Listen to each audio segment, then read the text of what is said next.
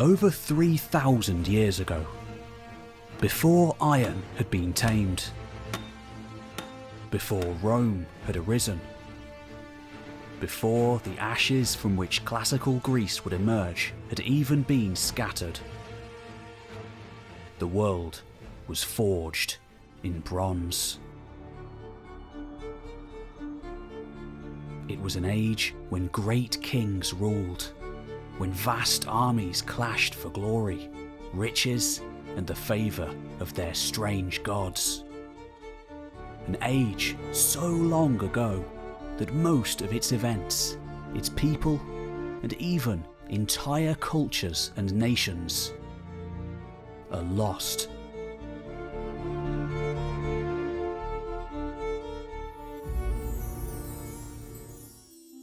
By the late 19th century, historians thought they had identified the major powers who'd held sway in the late Bronze Age.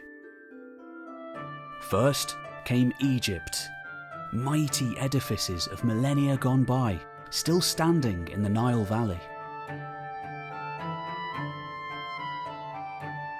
Next came Assyria and Babylon, famous in the Bible, and recently in astounding archaeological discoveries.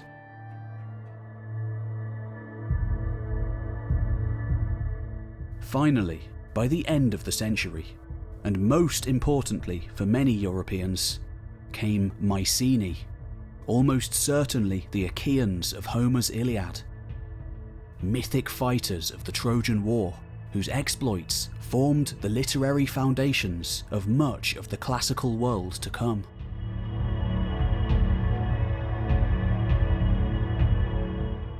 But there was another. A fourth great power, all but lost to the dust of history.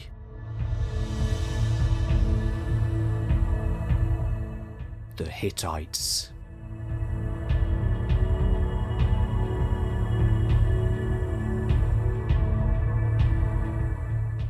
In the Old Testament, itself compiled hundreds of years after the end of the Bronze Age, they are named. But unlike the powerhouses of Assyria and Babylon, peoples who survived the collapse to rise again in the Iron Age, the Hittites, meaning sons of Heth, are little more than an insignificant hill tribe, occupying the borderlands somewhere near the biblical Israelites of Canaan. For millennia, that was all they were. A footnote in history.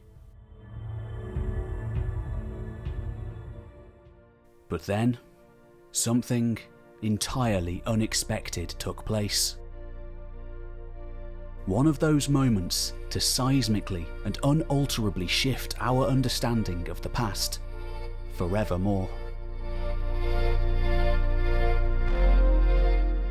By 1834, the Ottoman Empire was in steep decline.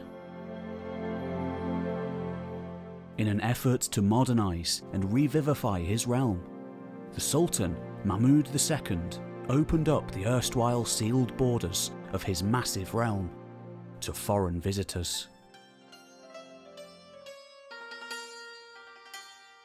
One of the earliest modern explorers to take advantage of this thawing of international relations by venturing across the central plateau of Anatolia was a Frenchman. Crucially, he wasn't just an adventurer, but an archaeologist too.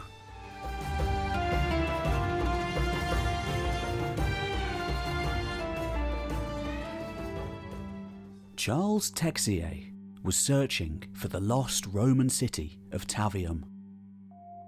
And in doing so, he asked the rural folk of the regions he travelled through if there were any ruins nearby that had not yet been investigated. Everywhere he went in the Central Highlands, the same story kept cropping up. A mysterious place in the mountains east of Ankara. Ruins that were not Roman, or Greek, but much, much older.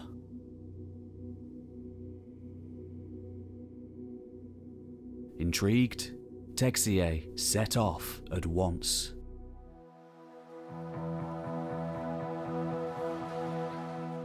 Upon his arrival, he stopped, confounded, enchanted, transfixed by the foundations of a colossal stone city in that lonely mountain wilderness.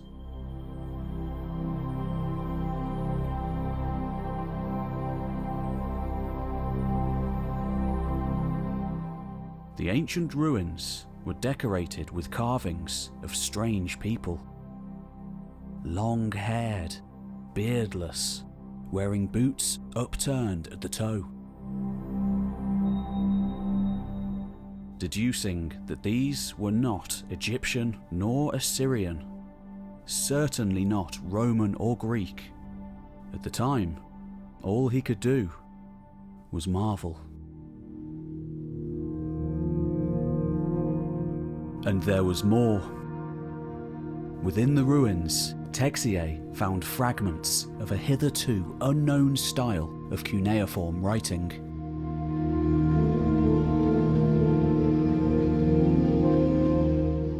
The same style of script used by most empires of the ancient world.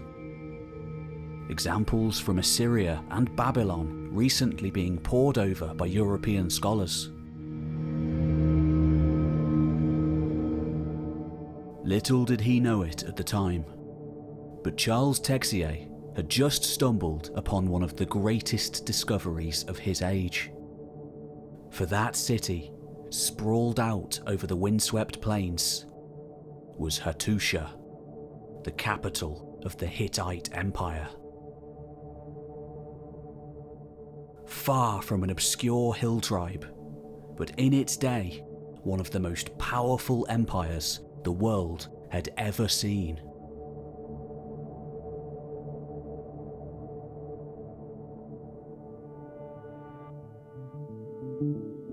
Today, after more than a century and a half of continual research, we know that that hill tribe recalled in the Bible was but a half-recalled remnant of a once colossal state that sprawled over northern Syria and the entirety of Anatolia, commanding a ring of vassal states, including famous glittering cities like Troy, and boasting an army that struck fear into the hearts of their rivals.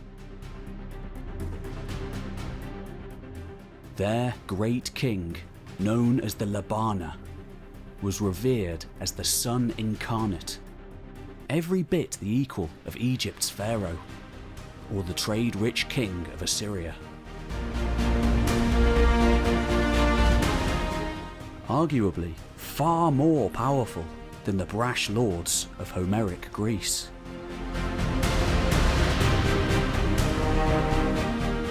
During their long reign of 500 years and more, the Hittites conquered the famous city of Babylon, faced off against Pharaoh Ramesses the Great at the Battle of Kadesh, the earliest military clash ever recorded in detail, and were embroiled in the legendary Trojan War.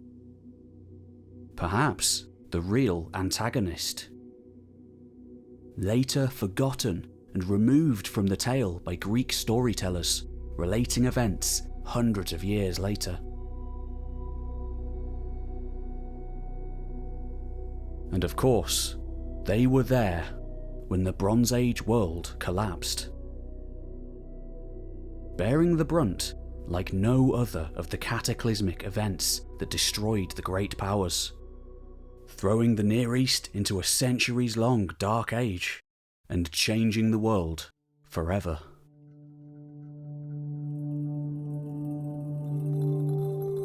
This is the entire history of that little-known great power of the ancient world. It's an epic tale of fortunes won and lost, and how such a vaunted civilization can be lost so completely to the sands of time.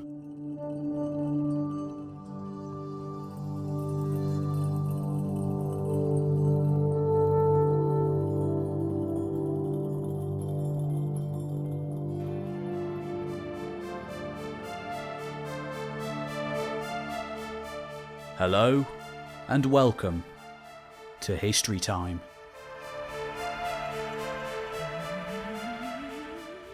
As always, I'm your host, Pete Kelly. This episode, however, is something special. The script was written and researched by renowned historical fiction author Gordon Docherty. Not too dissimilar to this channel, Docherty likens writing historical adventure novels to owning a time machine. The ultimate form of escapism that allows him and his readers to step into the shoes of the ancients and journey through their long-forgotten worlds.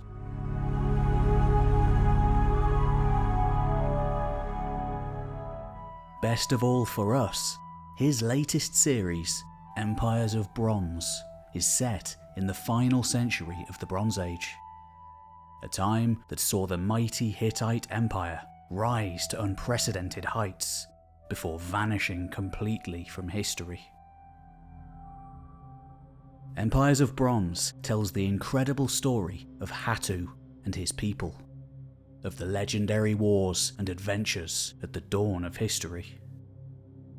You can find out more about the series and Gordon's other books at his website, gordondocherty.co.uk. War is coming to the Bronze Age.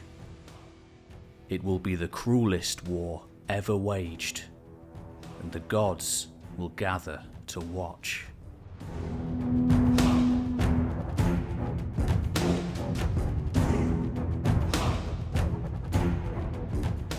Shortly, we'll return to the world of the Hittites. But first, a quick word from the sponsor of this video. This video is sponsored by 80,000 Hours.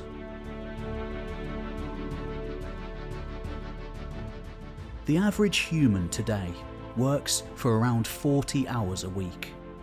If we add those hours up over the 50 weeks in the year, over the average career of around 40 years or so, it adds up to a massive 80,000 hours. Not including rest or sleep, that's an impressive amount of time. More than enough to make an impact. A positive mark on our world. But how can you use your time to its maximum potential? It's a question that's perplexed humanity for as long as we've been capable of rational thought. And that is where today's sponsor comes in. With an approach backed up by over a decade of research in collaboration with academics at Oxford University, 80,000 Hours is a non-profit organisation dedicated to helping people find fulfilling careers that also tackle the world's most pressing problems.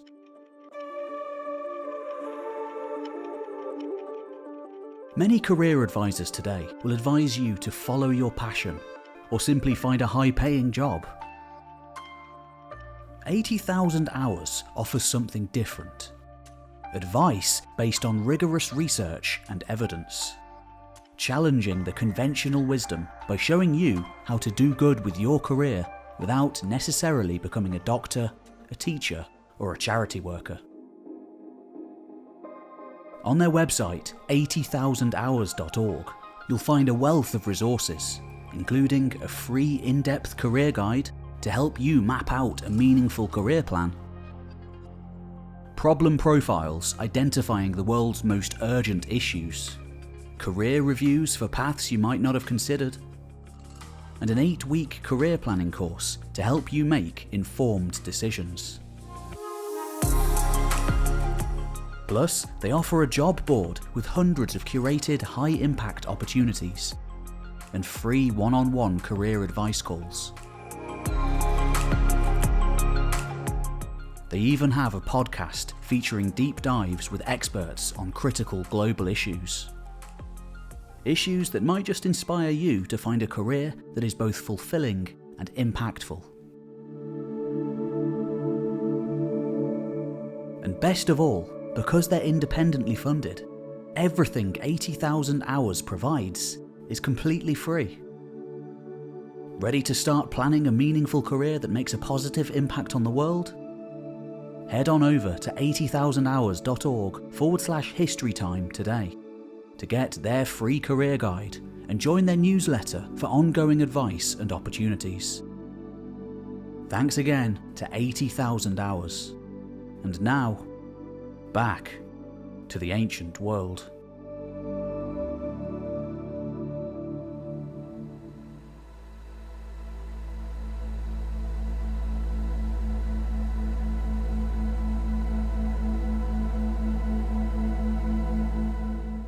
To understand the rise of the Hittite Empire, we must first explore the world of their predecessors.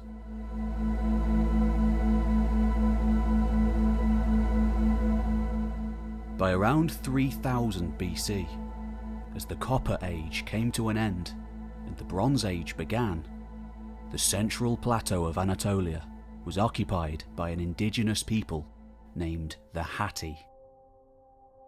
The Hattians spoke their own distinct native language, which does not seem to have been either Indo-European like the Hittites or Semitic, the two main language groups dominant in the regions nearby at the time. The Hattians lived in villages dotted along and around the Red River, known as Kazilamac today, that rises in the Pontic Mountains, sweeping west-northwest for nearly 900 miles, before emptying into the Black Sea. The Hattians created great works of art, worshipped nameless deities, and in time built impressive settlements that still survive today, like Elijah Hoyuk and Eskiapar. One of the most important Hattian holdfasts was named Hattush, or Hattusha. Set high in the hills, 4,000 feet above sea level, atop a dominant craggy peak. The site shows traces of habitation from as far back as the 6th millennium BC, and it's not hard to understand why. The cliff-like and in places sheer sides of the peak make it easily defensible. The location is also fairly central to the Great Loop of the Red River, providing an ideal spot from which Hattian chieftains and trader lords could oversee their network of villages and towns.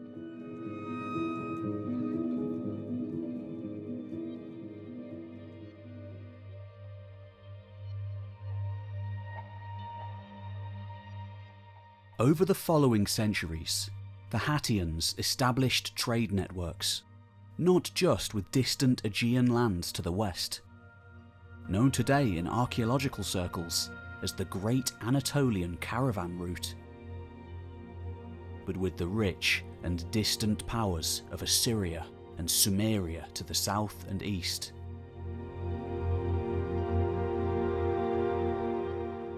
Amongst other luxury items and raw materials, exporting locally abundant wool and textiles, in exchange for prized cedar wood from the Amanu Mountains.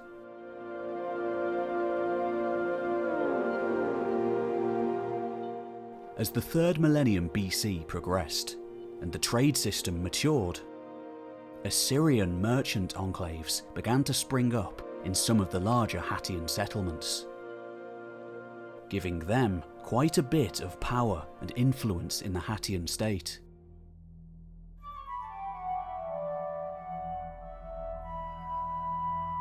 All in all, this Hattian world was relatively stable, reflected in the quality of its art and metalwork. By around 2300 BC, however, rumours began to circulate. Tales of a mighty conqueror from the east, coming to Hatti to make the land his own. For this was the age of Sargon the Great, Emperor of Akkad.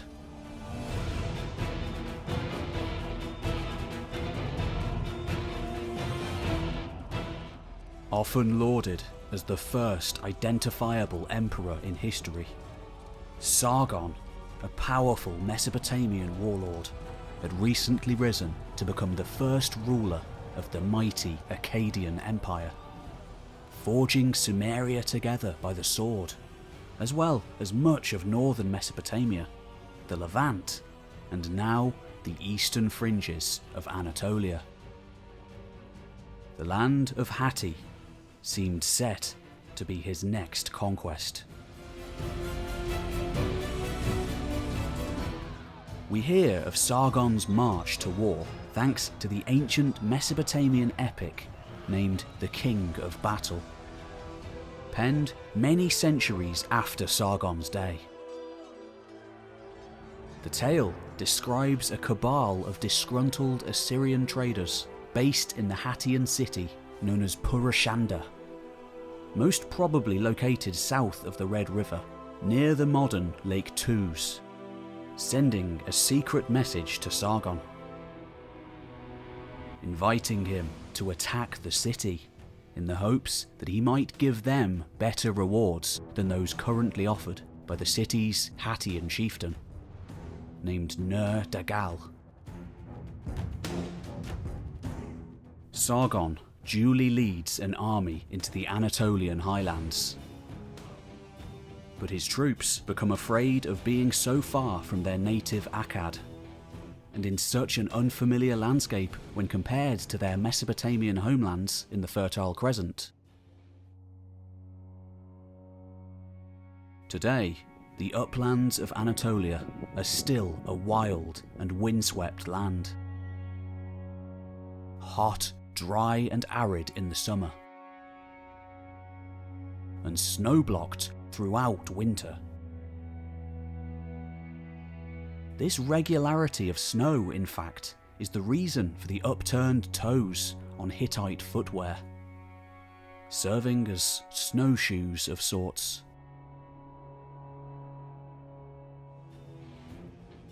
As Sargon's host advances in this unfamiliar terrain, he consults the goddess Ishtar, receiving a favourable prophecy.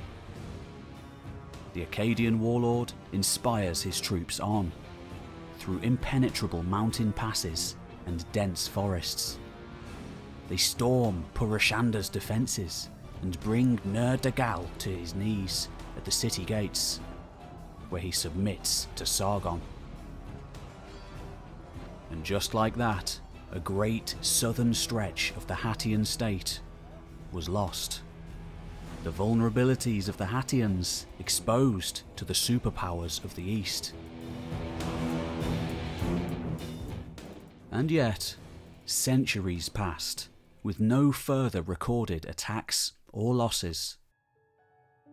Perhaps some Hattians thought they had reached an age of peace and stability. Others, no doubt, remained wary and watchful for another attack from those dangerous Eastern powers.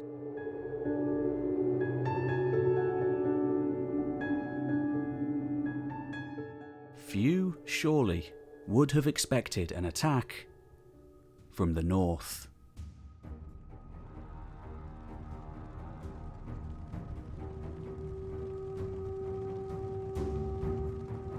As the 3rd millennium BC drew to a close, a powerful Indo-European speaking warrior tribe came sweeping down upon the region from the vast Eurasian steppelands to the north. Possibly via the westerly route of the Danube basin and across the Bosporus Strait, or taking a more easterly path through the Caspian Gates, driving their herd animals and horses before them, encroaching on the lands of the settled folk they came across. This was a storm from which the Hattians would never recover. We don't know what these new arrivals called themselves. But it seems that they first carved out their own statelet based around the city of Kusara, on the edges of Hattian lands. And there they perched like vultures. The names of two of their leaders come down to us: Pithana and his son, Anitta. It wasn't long before father and son and their armies began to encroach upon Hattian territory. Seizing strongholds like the city of Nisa, also known as Kanesh, and Zalpua. Finally, Anitta marched on the capital of Hattusha. There he overthrew Piuzzi, the Hattian king. Such was his fury that he claimed to sow the high peak and the surrounding lands with weeds, laying a curse on the site. At night I took the city by force. I have sown weeds in its place. Should any king after me attempt to resettle Hattusa, let the storm god of the sky strike him down.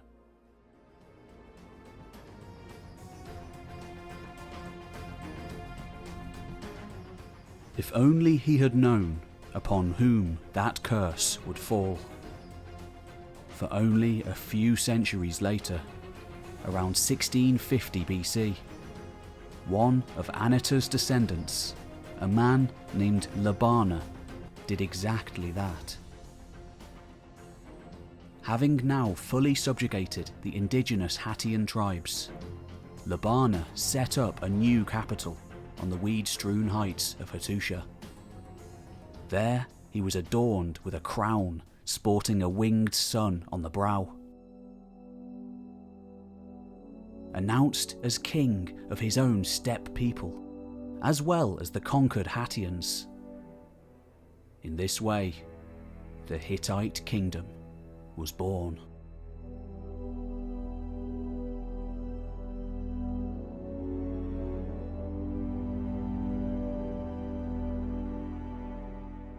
The influence of Hatti was so great that the Hittites never actually referred to themselves as that name we know today. Like the term Byzantium being a modern one to describe the inhabitants of the Eastern Roman Empire, the Hittites, both in their earlier years, later imperial age, and succeeding biblical times, continued to refer to themselves solely as the people of the land of Hatti. The name Hittite actually originates from the book of Genesis, chapter 10 in the Bible, wherein they are described as the descendants of Noah via Heth, and thus the Hethites or Hittites. Nevertheless, the name has stuck.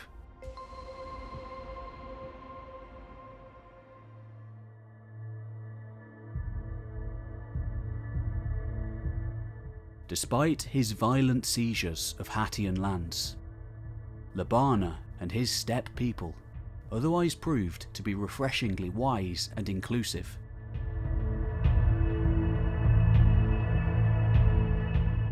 Embracing the culture of the region, venerating the local gods, and even in time identifying themselves as part of the Hattian people they had conquered. They also took command of the lucrative trade networks, ending the Assyrian domination of wealth, and adopting their own system of cuneiform writing to help manage the administration of their new lands.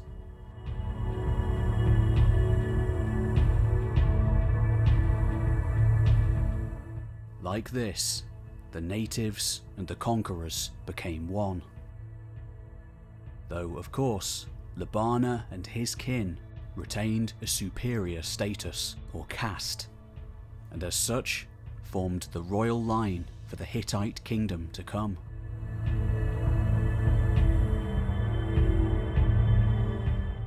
line that was to persist unbroken all the way through the Hittite period, spanning nearly 500 years until the cataclysmic Bronze Age collapse that wiped them and other superpowers from the face of the earth. But what was life in that first and earliest Hittite kingdom like?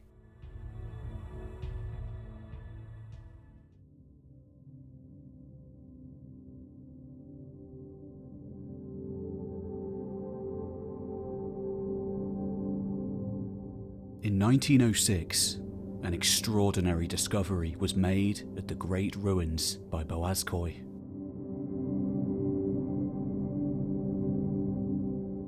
A team of German and Ottoman archaeologists under Hugo Winkler and Theodore Macready stumbled upon one of the great finds of the 20th century.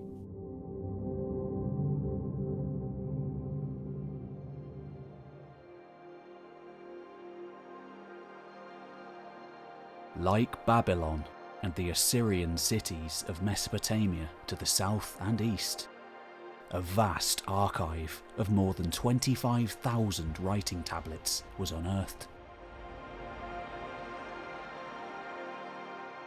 Like previously discovered records all over the ancient Near East, many were written in Akkadian, the common diplomatic text of the Bronze Age following the conquests of Sargon. But some were written in an entirely unknown language. The race was on for scholars all over the world to try and translate that lost corpus of the land of Hatti.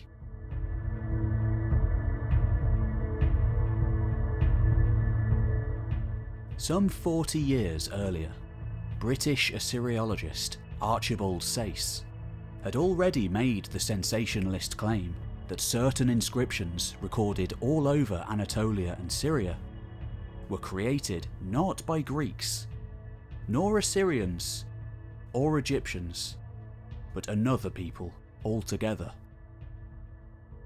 the Hittites.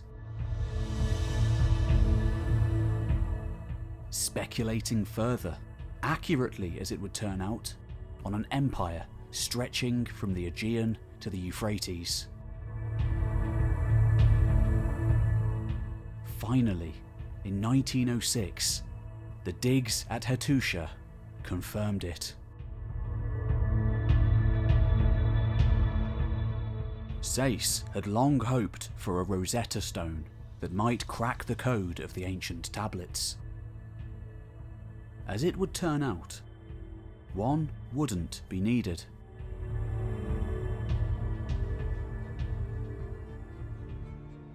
Just a decade later, while on active duty in the First World War, a Czech scholar, Bedřich Hrozný, made the breakthrough, noticing similarities to modern terms like bread and water. The tablets did indeed record the Hittite language, a related tongue to many modern languages, and the oldest Indo-European script ever discovered. Now, with a window into that lost world, scholars like Hrozný would begin tirelessly translating each and every tablet. Far from a primitive hill tribe, they revealed a civilized people with a powerful sense of their own history. An army of court scribes, fundamental to the existence of the realm, having recorded scores of stories and myths from Mesopotamia and Anatolia alike, some of which would ultimately make their way into the later Greek tales, as well as the Bible. But also law codes and actual historical events that could be referenced and learned from by later rulers. And who better to learn from than the earliest rulers of the kingdom? Vaunted ancestors and deified kings.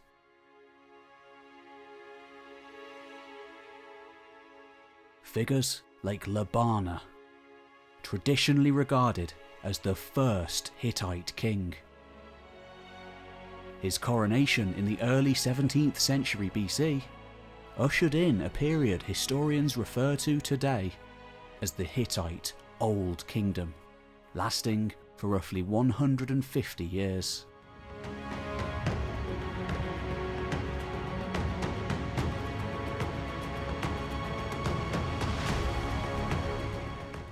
Advised by a council known as the Panku, shielded by crack bodyguard units known as the Masidi and the Men of the Golden Spear.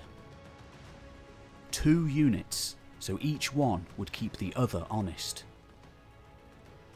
And protected by the distinctive loam-coloured walls that would now have been put in place around Hattusha's Acropolis, Labana could then put his mind to overseeing the Hittite realm.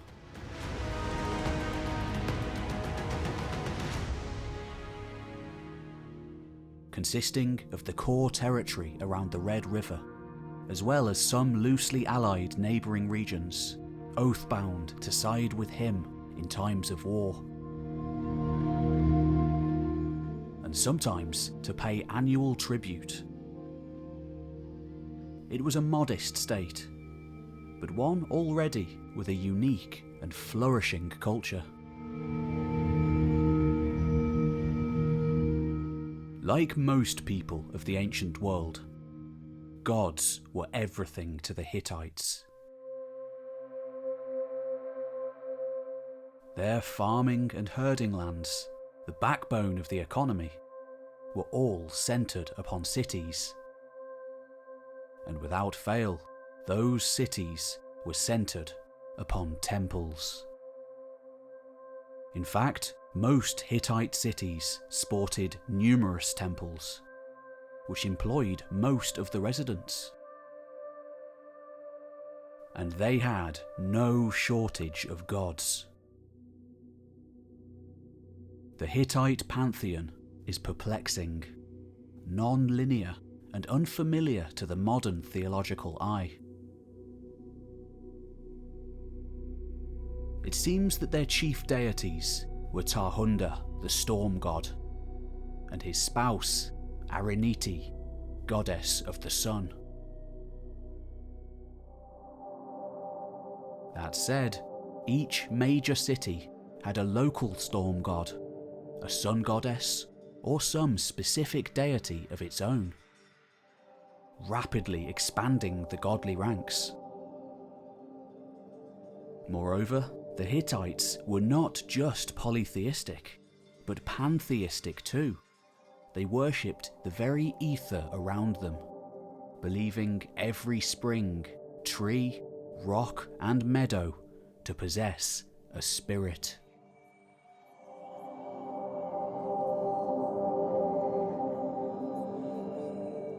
Not only did the Hittites observe absolute religious tolerance, but also syncretization, the custom of integrating foreign gods into their own ever-expanding pantheon. Schisms and theological infighting were unheard of. And in time, both the Hittites and outsiders would refer to their territory as the land of 1,000 gods.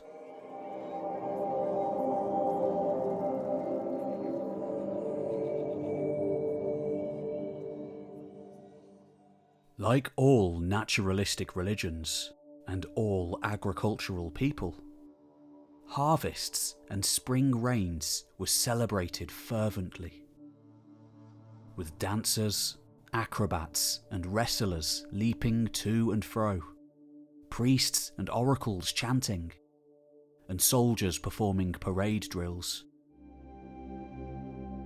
Men and women would carry a bright train of cloth fashioned to look like Ilyanka, the evil mythical serpent, in a reenactment of his battle with Tarhunda the storm god.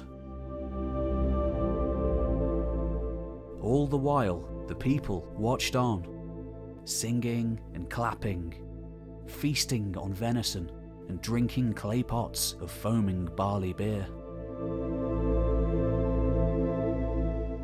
temples housed many hundreds of priests and priestesses. There were also diviners, snake and bird-watching oracles, and so-called old women, aged females who would perform religious and magical rituals, such as tying bells to the feet of mice and banishing these rodents to the hills in the hope that they would carry off sin, placing sheep organs on a sick man's body in the hope the bloody organs might take on his disease,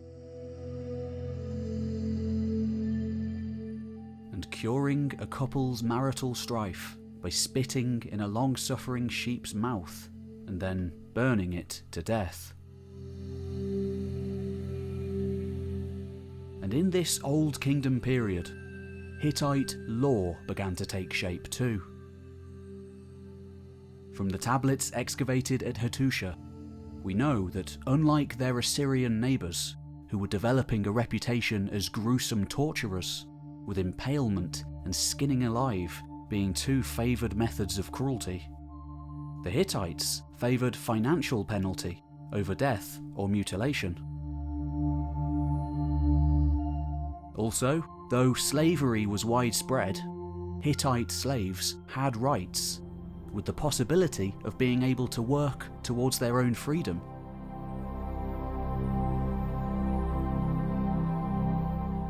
In general, the Hittites attempted to build a self-policing society, far better than the chaos that may have come before, with many sound laws. Others being more questionable to our modern sensibilities. For example, if a fire started in your house and burned down your neighbours, you would have to pay a hefty fine.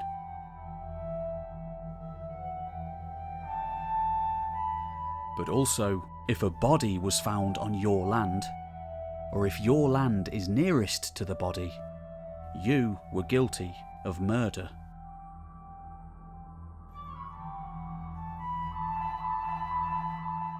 If a merchant was robbed in a vassal state, then the vassal state was guilty of the crime.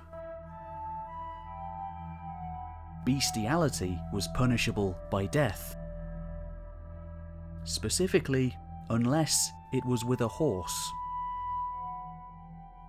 If you served up unclean food for the king or the gods, you'd be forced to eat human excrement and drink urine as punishment.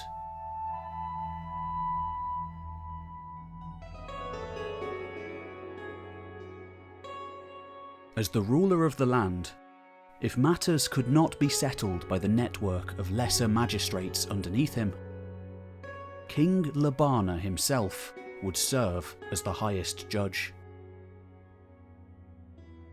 And just in case he didn't already have enough roles to fulfill, he was also the chief commander of the army.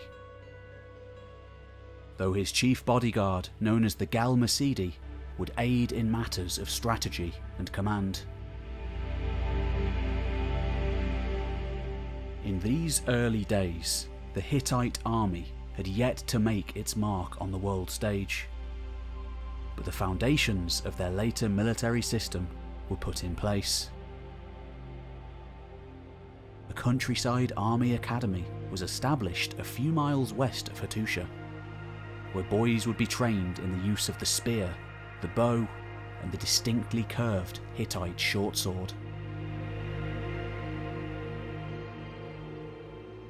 And when Labarna finally died in the middle of the 17th century BC, the Hittite world fell into mourning. Though his grieving subjects and courtiers alike could take solace in the fact that just like all grave stelae of dead Hittite kings are easily identifiable by the high hats and protruding horns that adorn their heads, Labarna had become a god.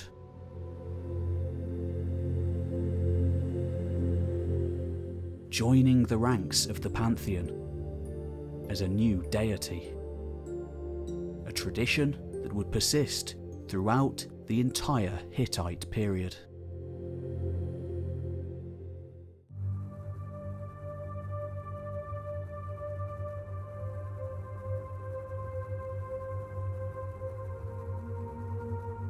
In 1595 BC, Babylon was one of the great cities of the world.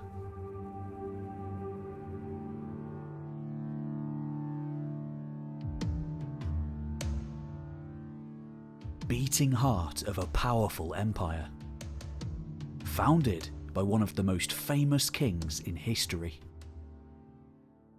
Hammurabi the Lawgiver. The land had prospered for centuries, making great advances not just in legal matters, but in astronomy, mathematics, literature. In that time, however, a storm arrived from the north. Out of the extreme edge of the civilized world, the distant din of hooves could be heard. The thundering wheels of chariots from the Northland, come to put an end to the dynasty once and for all. For a new power had well and truly arrived on the international scene. This was to be the age of the Hittites.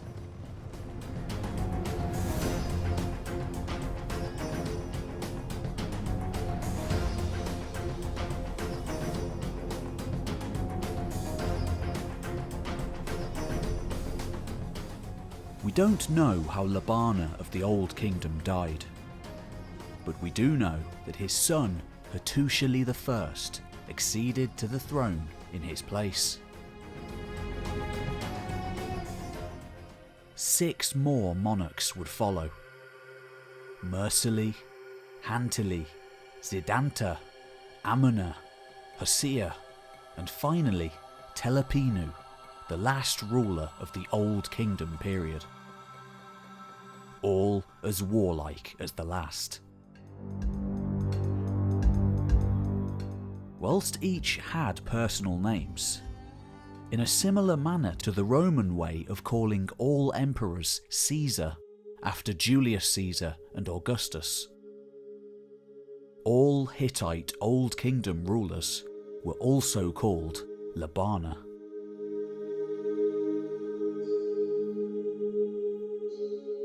By the time Hattusili came to power, perhaps in around 1650 BC, he ruled a still relatively modest upstart power.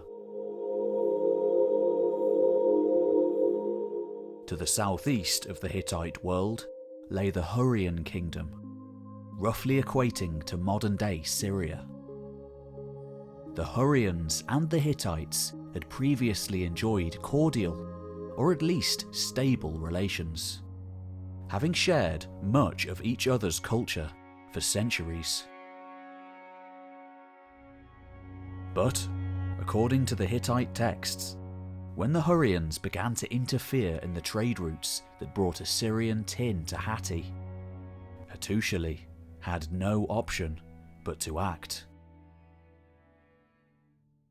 Along with copper from Cyprus and elsewhere, tin from Assyria was essential in the manufacture of bronze. Without bronze, the Hittite king could not equip his armies. Without armies in that martial age of the Middle Bronze Age, his kingdom would stand no chance at survival.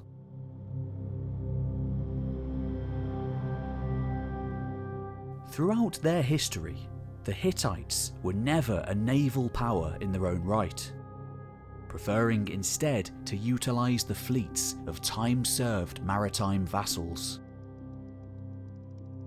And during the Old Kingdom, in order to circumvent the trade problem besetting his landlocked realm, it was Hattusili who first looked to the sea, setting out to lay claim over a Hurrian port.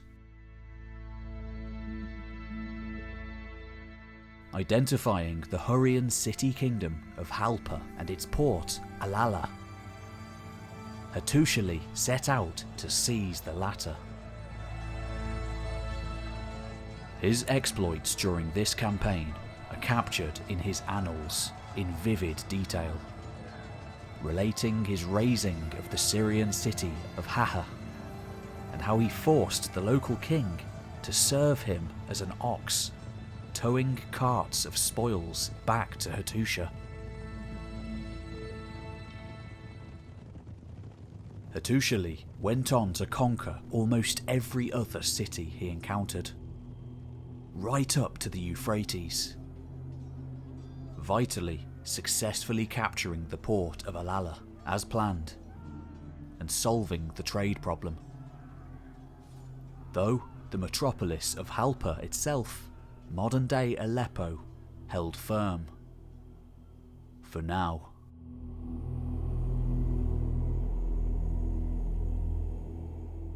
Because of his exploits into Syria, not only did Hattusili become a god upon his death, but was famed for his valour in future generations as one of the greatest rulers the Hittites ever had.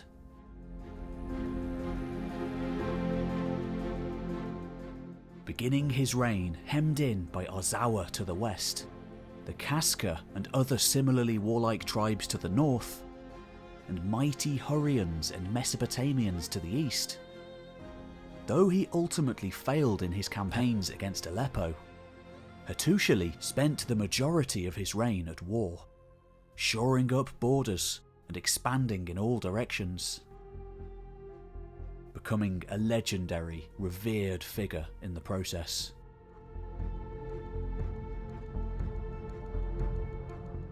According to the records, those who surrendered without a fight were spared.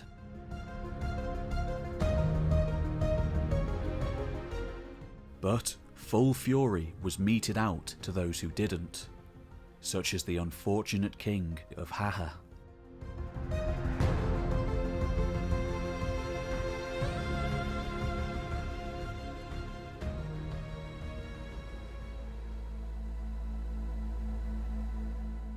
As well as the cuneiform tablets of Hattusha, Hittite vases with their intricate narrative stories remain some of the greatest tools to learn about Hittite society.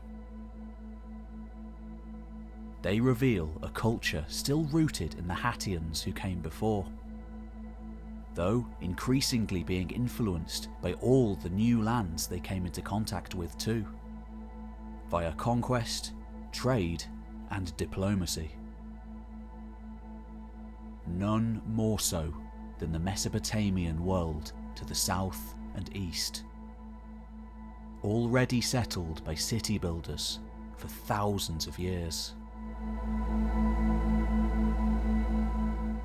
Not wishing to go to war against the mighty and old gods of Mesopotamia, in those years, in a similar manner to other expansionist peoples like the Romans and the Aztecs, new deities were constantly absorbed and added from conquered and incorporated peoples, as well as distant diplomatic partners. It paid dividends to have the gods on your side, in time paving the way for empire.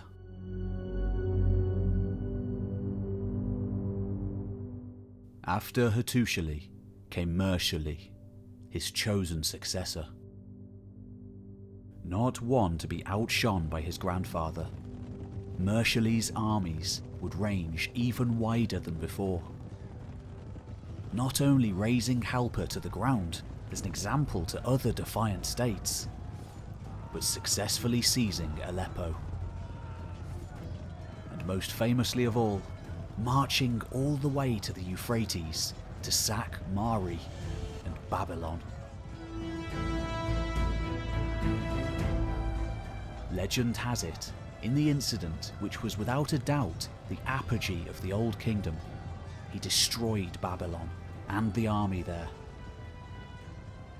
and with it the last descendants of the famous line of Hammurabi, ultimately leading to the exile of the Amorites who'd ruled there and the installment of a new Kassite administration.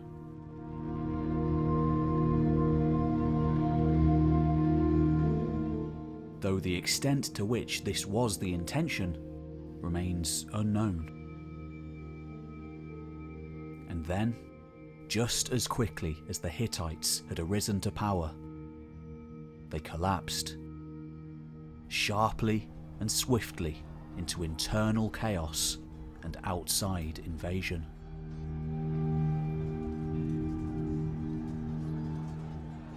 By the time of Mershali's successor, King Hantili, the Hurrians and their allies surged in counterattack, razing and burning all the way up to the fields near Hattusha. Just in case this wasn't enough, drought brought famine, and the whole kingdom shrank into a husk. Rebellions, both out on the periphery and inside the heartlands, threatened to extinguish the Hittite state completely.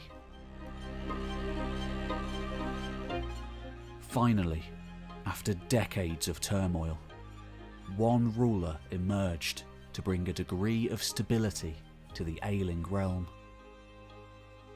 The final king of this period, Telepinu, one of the most revered the Hittites ever had, not only succeeded in re-establishing the borders and pacifying the rebels, but also made a name for himself for issuing a particular edict that would become integral to the longevity and success of the land of Hatti. While all 7 of the Old Kingdom monarchs were of a particular steppe warrior bloodline and upper caste, their journeys to the throne certainly weren't all planned or peaceful successions.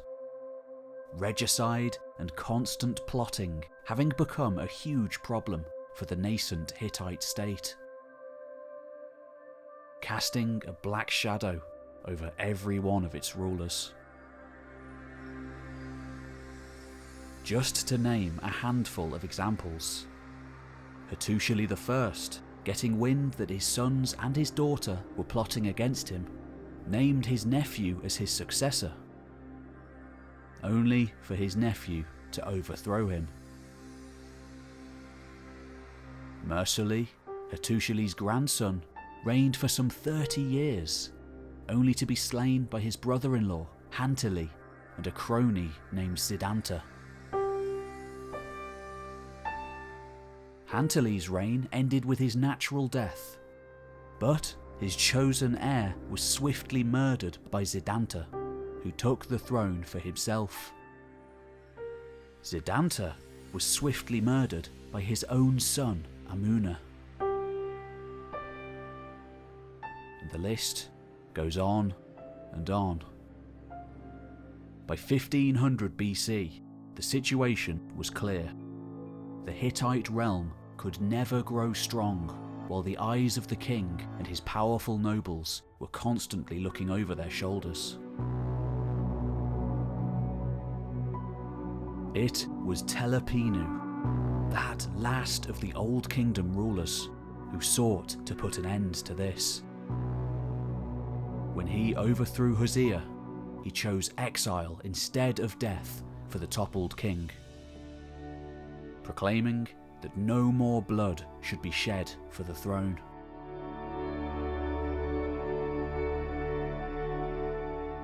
A situation that, at least in theory, would largely be adhered to by his successors.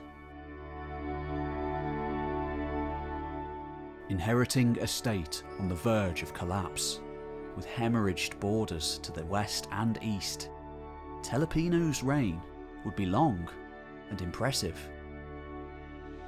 Over the next 25 years of peace and prosperity, as he stabilised the realm successfully, it seemed that his philosophy of no infighting was paying dividends.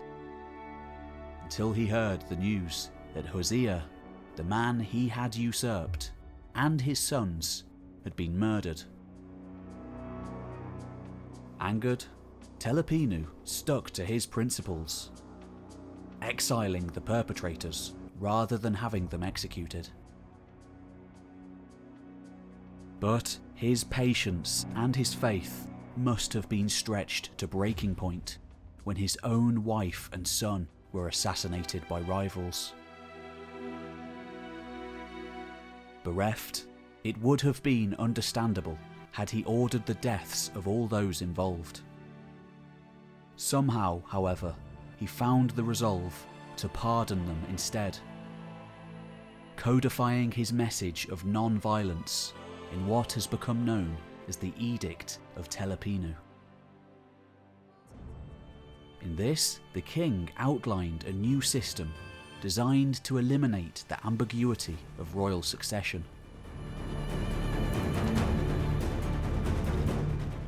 In it, he confirms the de facto system of patrilineal succession. The Tukanti, the king's oldest son, would be the next king. If there was no Tukanti, then the Perherzi, son of the king's second wife, would take the throne. Failing that, the son of a harem concubine would inherit the crown. And finally, if no one else was available, power would fall to a son-in-law.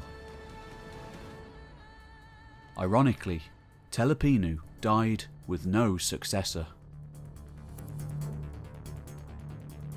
and the state entered a brief interregnum, identified today by historians as the moment at which the Old Kingdom died. And yet, from the ashes, just as it would for centuries to come, the Hittite realm would be born anew.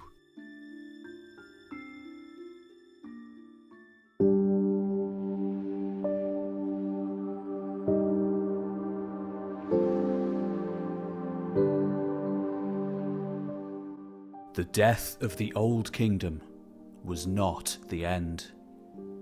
In fact, it proved to be the chrysalis from which a re-energized state would arise. The journey would be riddled with bumps and pitfalls, but eventually the Hittites would arise to a position of unrivaled strength in the ancient world.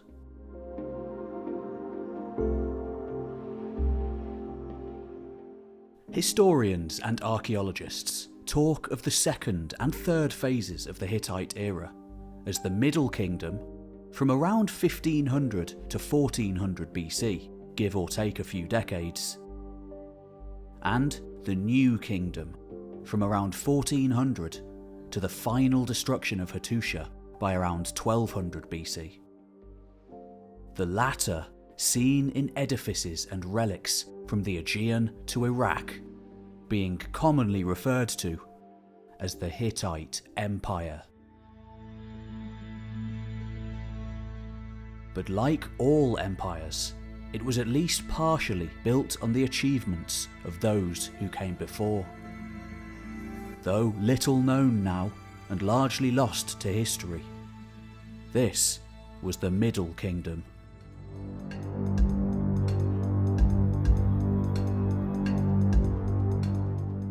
Like all great powers of the ancient world, the Hittites recorded their affairs in meticulous detail, immortalising their words and edicts on soft clay slabs, using styluses to make the wedge-shaped markings of cuneiform script. The clay would then be baked hard in an oven, and the resulting tablets, sometimes wrapped in an outer layer of clay and sealed for privacy, like an envelope, sent to the intended recipients. Often also being stored in one of their great tablet vaults, such as that discovered at Hattusha.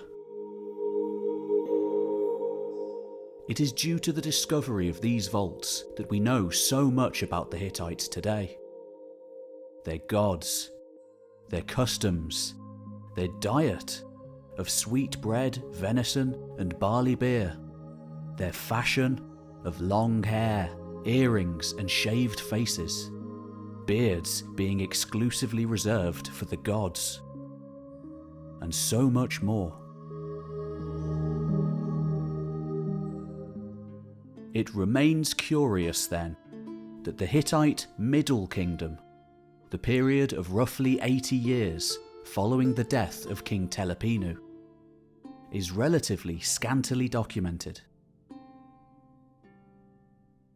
On the face of it, it appears to have been a weak period in which 6 kings rose and fell. At least 2 of these rulers meeting their demise on a usurper's blade. Telepinu's code of bloodless succession remaining the ambition, if not the reality.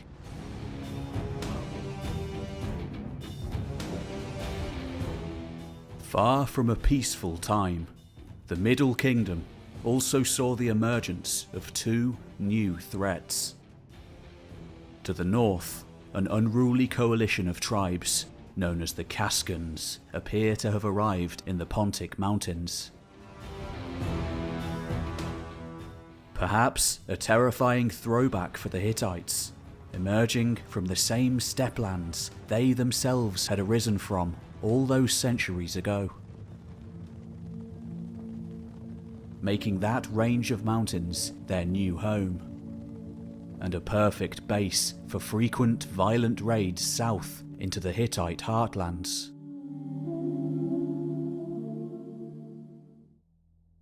In the southeast, a new warrior faction known as the Mitanni had arisen from the ashes of the old Hurrian dynasty, itself perhaps having an Indo-Aryan warrior elite at its core. The Mitannians quickly expanded their holdings by chewing away at Hittite territory, and at the same time claiming regions far to the south, previously in thrall to the Egyptian pharaoh.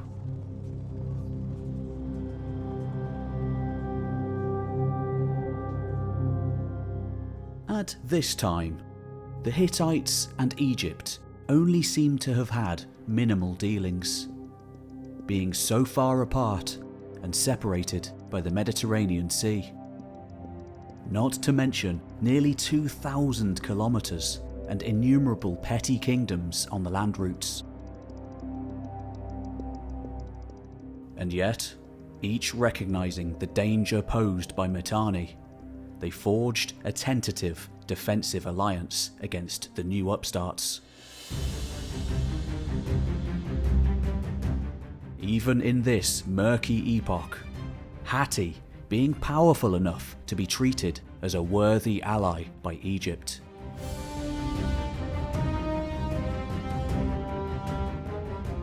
At this time, like Egypt, the Hittites almost certainly considered the Mitanni as their greatest adversaries. Little did they know, however, that it would in fact be the Egyptians who would come to be their gravest enemies in times to come, as well as another power to the north, from beyond the fringe of the civilized world.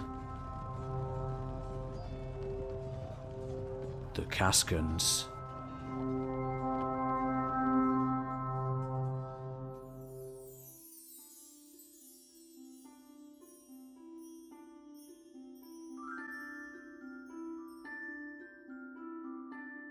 To stand outside the walls of Hattusha in around 1420 BC, a traveller might catch a glimpse of a great army amassing. Bronze armour glinting in the late summer sun, thousands of spoked war chariots ready to roll out to the west, to forge allegiance and crush the petty states of the western grasslands. For this was an age of great military successes and expansion, the malaise of the Middle Kingdom having well and truly been shaken off. In its place coming a new domineering system of kingship, in which the monarch possessed a supreme aura of divinity. And though it would continue to have its ups and its downs, the new kingdom had arrived, eventually flourishing into full-scale empire. Tudalia was one of the earliest to wear the crown in this new age, perhaps taking the throne in around 1465 BC. Though consensus varies on his reign, scholars sometimes giving him a wildly lengthy reign all the way up until 1390 BC. It may be that there were 2 or even 3 Tudalias. Nevertheless, the one who was in power in around 1400 BC was a powerful figure. As well as calling him Labana like all kings before, his subjects also knew him as "my son", a title equivalent to Your Majesty, of supreme veneration, denoting him as the appointee of the gods here on the mortal world. Indeed, it was this godlike personality cult of the king that helped forge a real sense of Hittite identity and supremacy, and to knit together the early fabric of empire.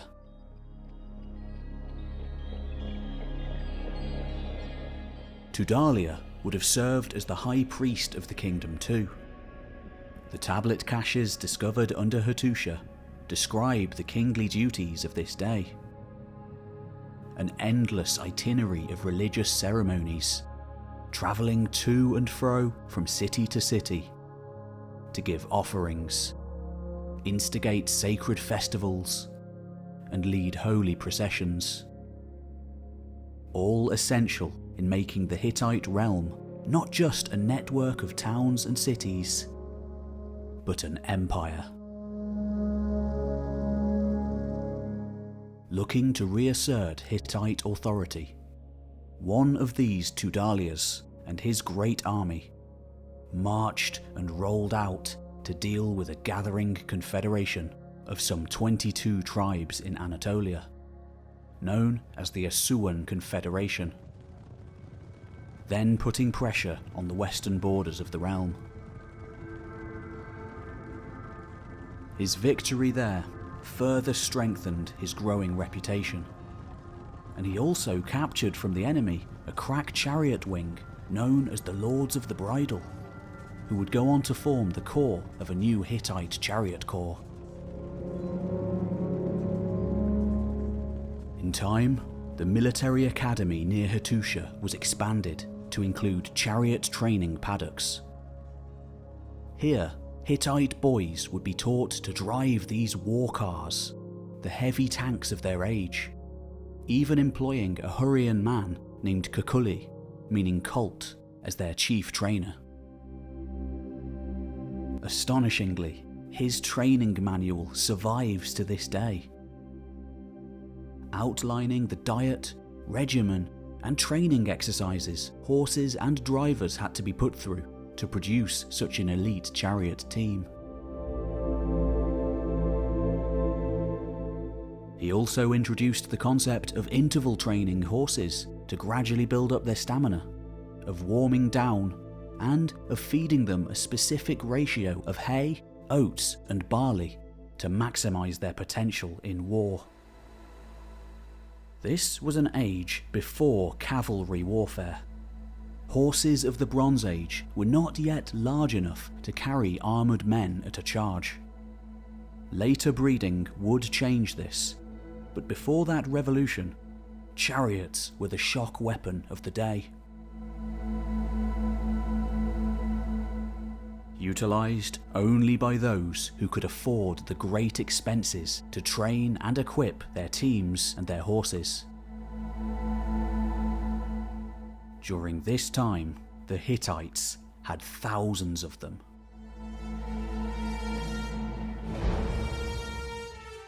But the fates would not give undiluted success to Tudalia. during or shortly after his foray to the west, perhaps taking advantage of the absence of much of his military. The Kaskans descended from the northern mountains to raid the heartlands of the realm, even forcing the royal throne in Hattusha to be evacuated to the nearby city of Sapinua. Once they had their plunder, however, the Kaskans retreated to the Pontic Heights once more. More worryingly, the Mitannians, the fiercest fighting force of the day, began aggressing once more in the east, sponsoring attacks on their borders with the Hittite realm. As events progressed, an all-out Hittite-Mitannian war became inevitable. Strengthened with his new chariot corps and an army of foot soldiers hardened in the western campaign, Tudhaliya led his forces southeast, crushed the Mitannian army and razed their key cities, including Halpa once more. The Hittites were back. Yet, once again, in what must have been a depressingly predictable fate, the rise to empire experienced another dramatic setback. The years after Tudhaliya's reign saw a series of massive attacks from all sides. From the rebellious Ozawans to the west, the Asuans to the east, and of course, the Kaska to the north, that harrowed the entire Hittite realm. Even mighty, supposedly impregnable Hattusha was sacked. Their territory reduced to a small husk once again. In Egypt, the gleeful pharaoh Amenhotep III boasted that Hattusha was finished and paralysed. Tahuntaradu of Arzawa now acknowledged as Great King, the position previously reserved for the Hittites. Though it is also possible that the situation could have been greatly exaggerated for political purposes by the man who was to put things right again. That man was Sipiliuma I, one of the greatest of all Hittite kings, rising to the throne by around 1350 BC. In the coming years, a degree of stability emerged, and the growth towards empire resumed.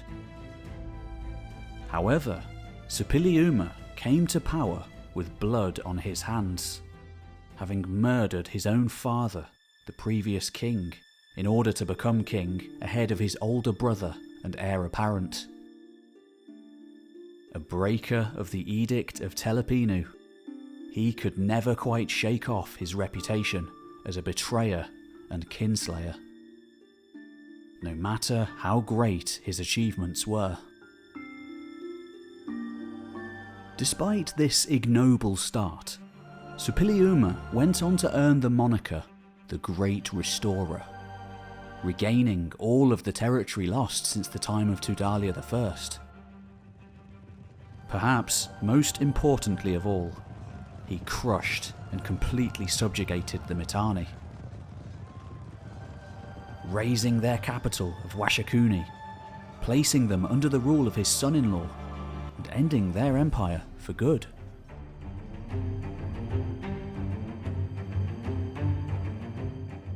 This was a pivotal moment in the Hittites' own journey toward empire. Previous wars had been punitive, with conquered lands being left to recover, allowing new dynasties and threats to arise there.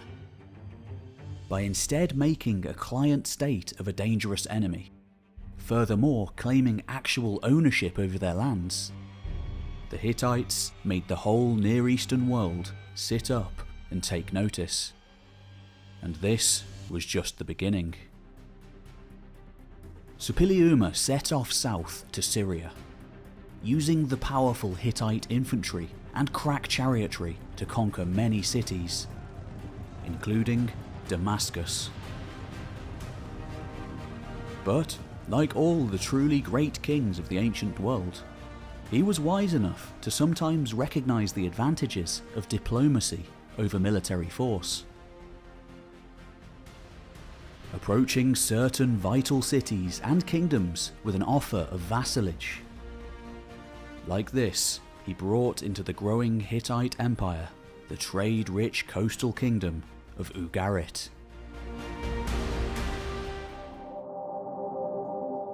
Ensuring for his people an abundant supply of wine, oil, grain and timber, not to mention Ugarit's fine naval fleet. Along with Nuhashi, Amaru, and finally, Kadesh. As we shall see, a conquest that would have ominous consequences. For the first time, the Hittites beginning to share a border with Egypt.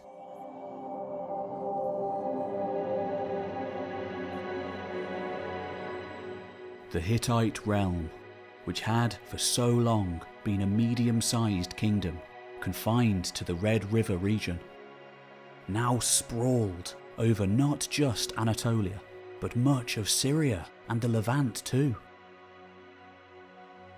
Eager to retain their own imperial assets and stabilise the new situation, the other foreign superpowers were quick to recognise the emergence of the Hittites as an equal.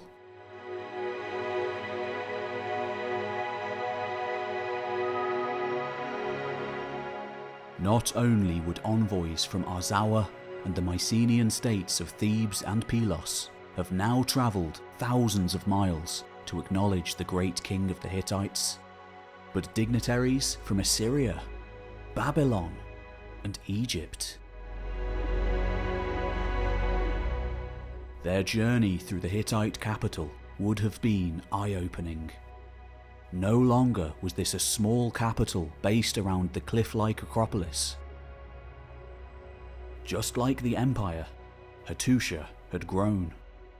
Upwards of 50,000 people now walked the streets of this huge lower town that had spread out around the Acropolis Mount. Sporting scribal schools, great grain pits, barrack houses, and near innumerable temples to all manner of gods.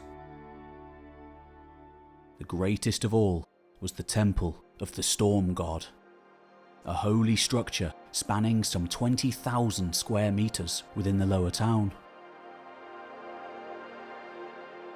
Staffed by hundreds of priests, guards and oracles.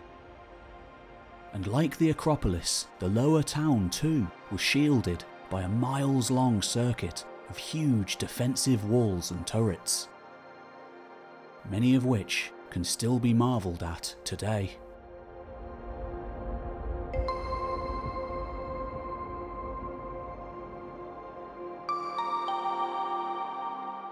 As the foreign envoys processed up the one-good sloping path towards Hattusha's Acropolis, the bronze-girt palace guards would have thrust aloft a left-fisted Hittite salute. Within, the travellers would have shuffled up to Suppiluma's throne to offer him gifts, such as gilded ostrich eggs, elephant tusks, and meteorites containing a strange and as yet little understood metal called iron, the secrets of which would soon begin to be unravelled.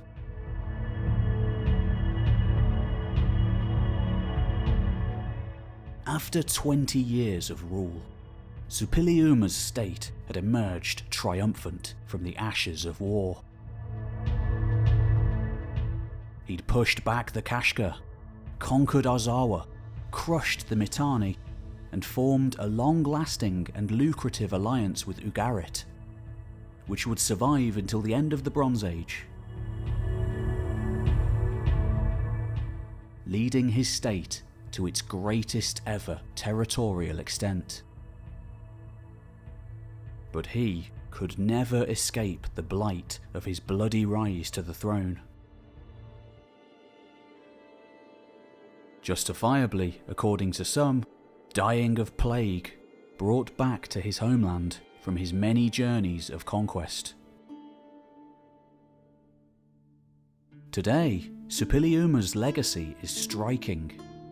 With a capital to rival Ashur, Babylon, Mycenae or Memphis, an army matching any other in the world, a whole suite of vassals bound to the throne, and a trade network booming across the now extended territory. The full-scale Hittite Empire had arrived. One of the most powerful that had ever yet existed on the face of the earth. Now would come its greatest test of all.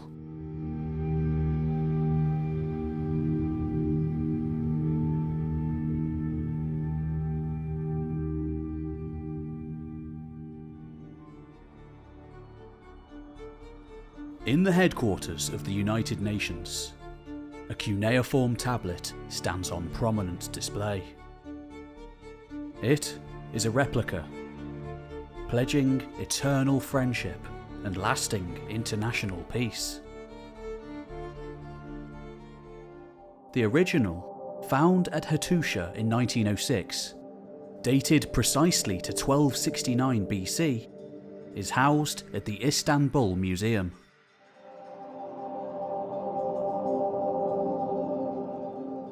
Much of what it says also etched on the vast Ramesseum temple in Egypt. All of these relics, separated by time and space, record the very first peace treaty known in the world. The end of a centuries-long conflict between the two superpowers of the ancient world.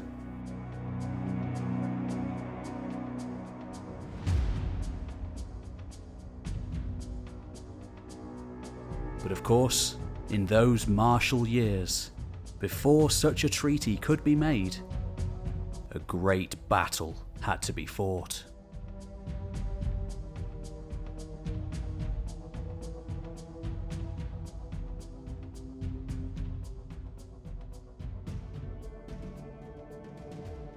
The kings who ruled the Hittites after Suppiliuma went from strength to strength, expanding westwards as they had already done to the east, making vassals and allies of a whole host of new states, including Mira, the Siha Riverland, Hapala, and most notably, Wilusa, also known as Troy.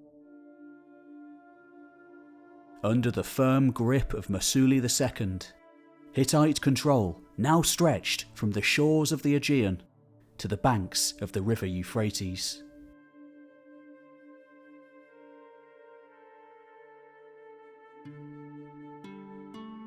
Upon the king's death from disease in around 1295 BC, he was in turn succeeded by his son, Muwatalli II.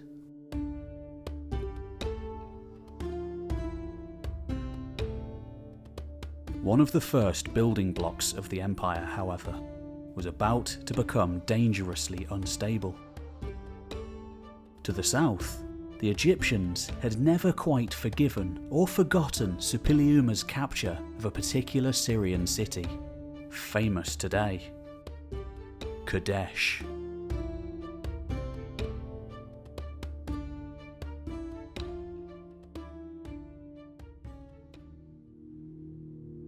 A relatively small fortified city on a fork in the river Orontes, Kadesh was strategically important to both north-south movement between Hittite and Egyptian lands, and right at the heart of the east-west trade routes for tin.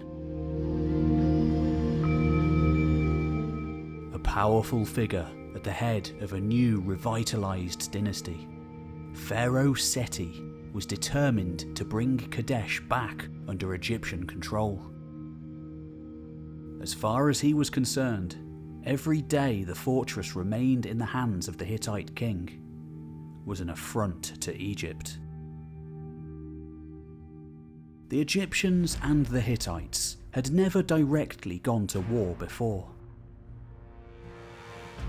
Any conflict thus far played out had been done by proxy, with each power sponsoring one of the many smaller kingdoms in the Levant, a huge stretch of territory that had once separated their empires, to attack or unsettle the other.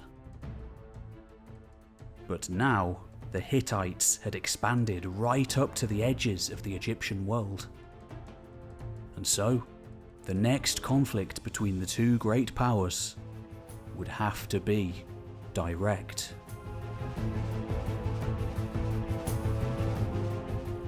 Pharaoh Seti did not ponder upon the intricacies or consequences of this predicament for too long, however. In 1294 BC, setting out with his 4 great divisions of chariotry and infantry,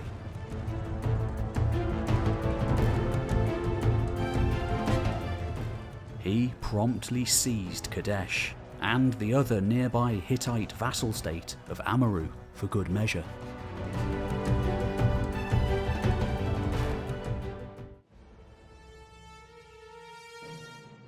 When the news reached Hattusha, King Muwatalli was in shock at the swiftness of the conquest, and the danger that his empire might be starved of tin, never more vital in this age of dwindling reserves.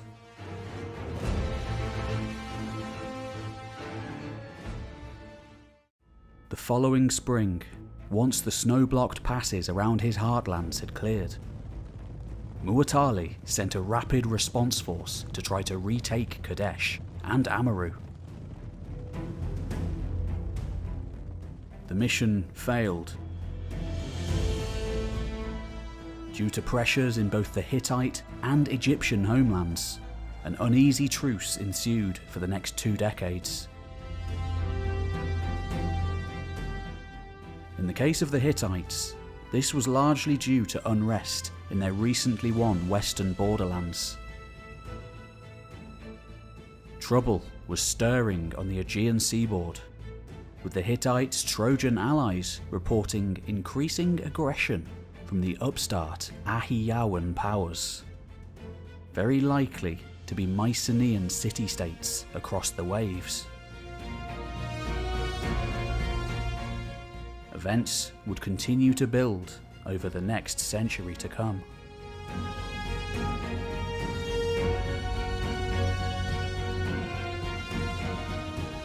In Syria, the Kadesh situation did not remain quiet for long. With the Kadeshis' sudden defection back to the Hittite fold in 1274 BC.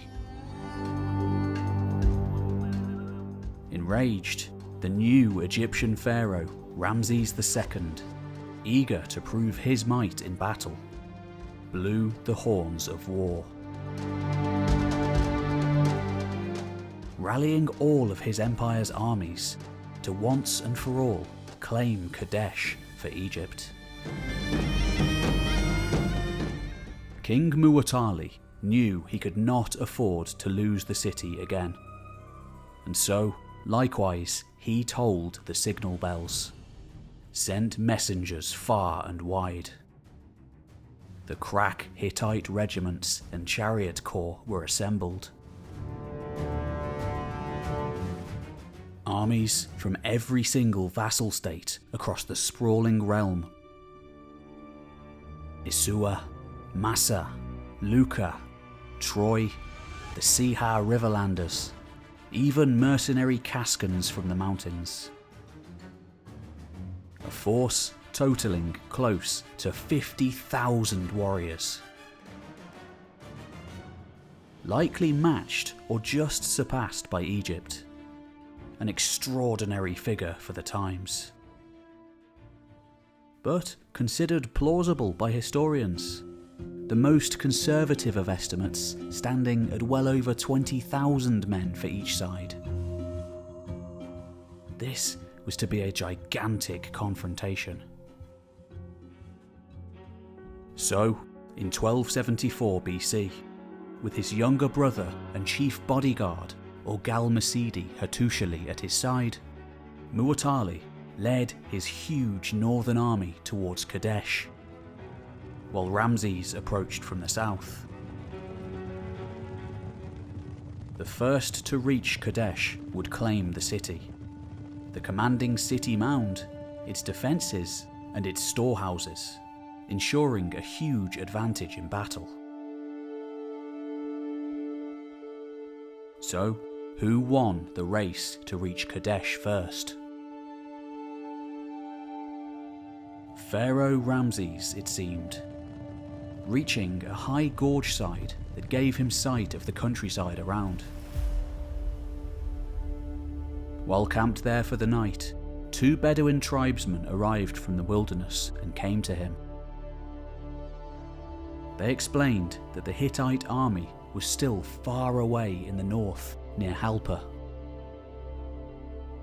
It was better news than Pharaoh could have hoped for. Kadesh was within a day's striking distance. He could seize the city well before the Hittites even reached these parts. But his thoughts must have been tinged with caution. For in his haste to reach Kadesh first, he had arrived here at the Gorge camp with just his principal army, the Amun division. Meanwhile, the Ra, Ptah and Sutek divisions were strewn out many miles in his wake. Some scholars debate that this was not rashness, but prudence. Leaving such a gap between armies would mean resources such as springs and pasture lands would have a chance to partially recuperate after one army had passed through. In time for the next to come by, perhaps. Regardless, Ramses' dilemma was the same. Surge forth with the Amun army and seize Kadesh, or waste precious hours, days even, waiting for the other 3 armies to catch up.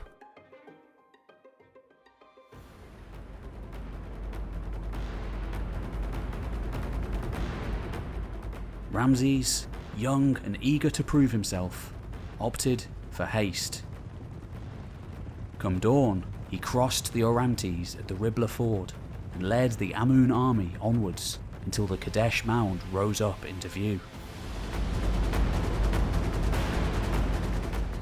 Just northwest of Kadesh, he halted and ordered his Amun soldiers to make camp.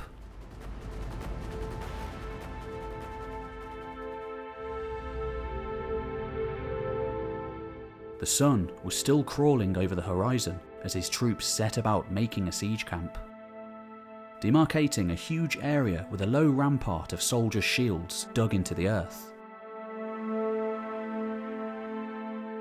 Meanwhile, Ramesses set about planning how he might take the city. And he must have done so with a growing sense of triumph, for he had met no resistance. Until he or his scouts noticed something that had until now been concealed behind the city mound.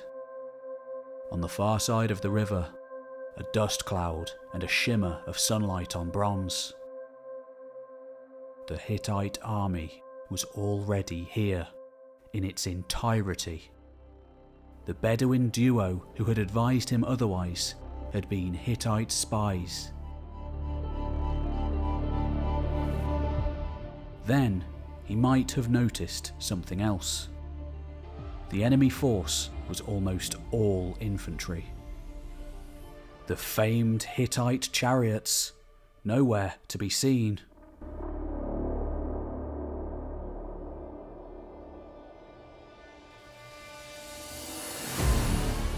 Alarmed, Ramses hurriedly sent out one of his viziers, speeding off to locate and hasten his 3 trailing divisions. The closest of them was the Ra, led by one of Ramses' sons. They had just crossed the Ribla Ford and were heading north with the forested riverbank on their right flank. Still completely unaware that the Hittites were anywhere near this land. And then, out of nowhere, the veils of deception dropped.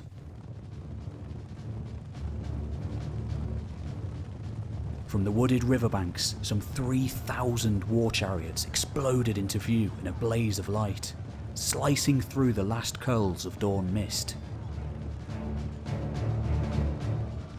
The tank-like Hittite chariots led the charge, each crewed by 3 men instead of the typical 2, a recent Hittite innovation, with swarms of allied chariots thundering alongside, from Troy, Halper, Ugarit, Arzawa and more.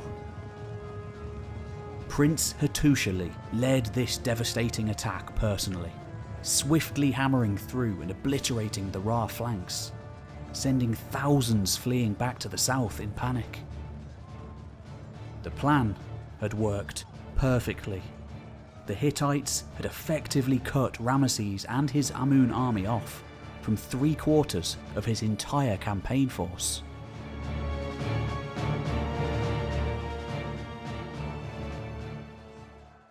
Having routed the Ra division, Prince Hattusili then turned his chariot host northwards, speeding towards Pharaoh's Amun camp.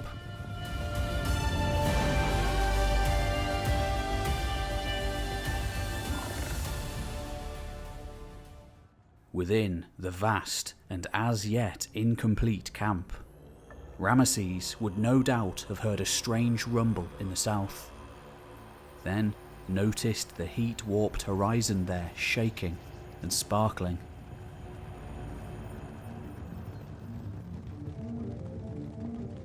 Before the Hittite chariots exploded into view, coming straight for them.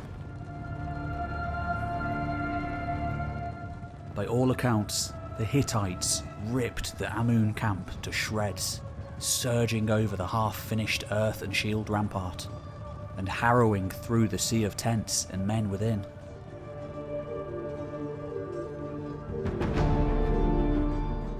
Pharaoh and his men tried to flee across the shallow fording points of the river Orontes, where the chariots would struggle to follow. But King Muwatalli himself and his 40,000 strong infantry force plugged those routes of escape. Accounts tell of heavy fighting in the river shallows. Trapped between this infantry anvil and chariot hammer, Ramesses found himself on the cusp of a complete rout. Yet, somehow, on the brink of total annihilation, the Amun army rallied. The Egyptian chronicler Pentor describes Pharaoh Ramesses in the midst of it all, standing firm, riding his chariot alone, reins lashed around his waist, bow in hand. The serpent that glowed on the front of his diadem spat fire in the face of his enemies.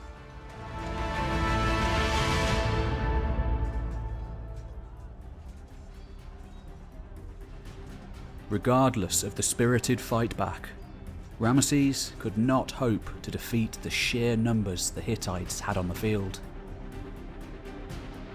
It seemed that Egypt's mighty pharaoh and his prized Amun division would be utterly destroyed. And then, during Egypt's darkest hour, the sound of horns rose in the west.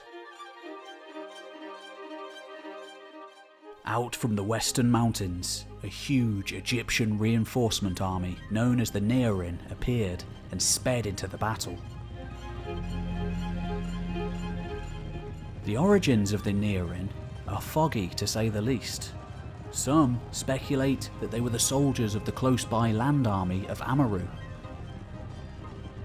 Others that they might have been Pharaoh's rearmost army, the Sutek, having secretly stolen up the coastal road ahead of the Ra and the Ptah to be nearer to Kadesh than the Hittites expected.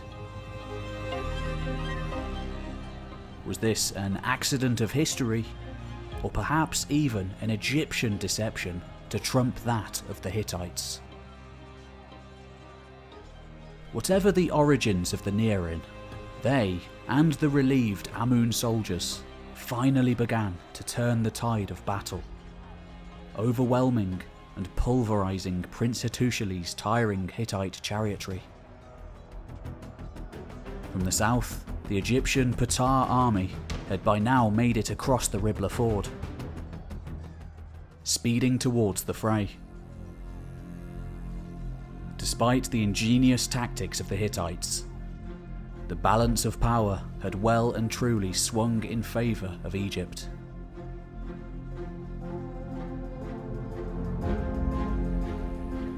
King Muwatalli, seeing the death trap in which his brother and the Hittite chariotry were ensnared, led a small reserve force of chariots and elite foot soldiers into the fray.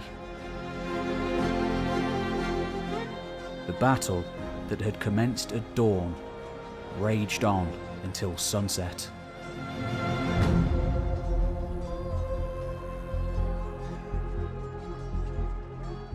Egyptian records describe Ramses' war lion, foe slayer, prowling through the combat, savaging Hittites, and the Egyptian supremos' horn-helmed Shurden mercenaries, perhaps hailing from Sardinia, hacking the hands from Hittite casualties and stringing them to their belts as a kind of grim kill tally.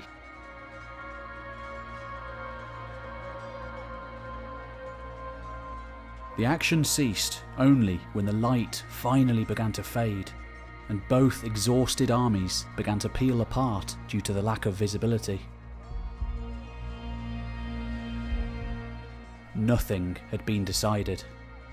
The Hittites still held Kadesh and the eastern banks of the Orontes, while the Egyptians dominated the western banks. Though thousands, perhaps even tens of thousands, lay dead on the field.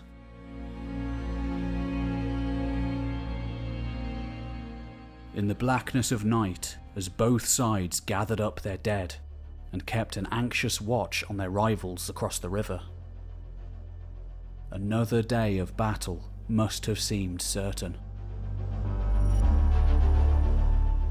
But then, most unexpectedly, either that night or early the next day, some kind of talks took place.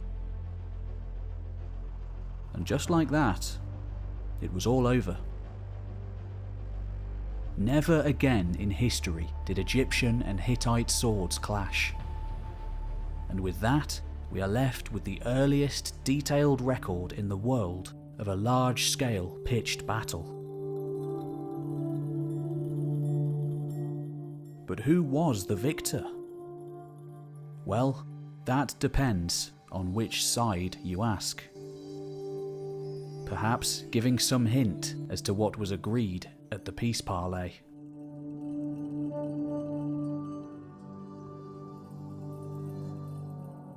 Egyptian reliefs carved into the walls of the great temples at Karnak, Luxor and Abydos describe the Hittite king falling to his knees and begging Pharaoh for mercy, presumably at these mysterious talks after the first full day of fighting.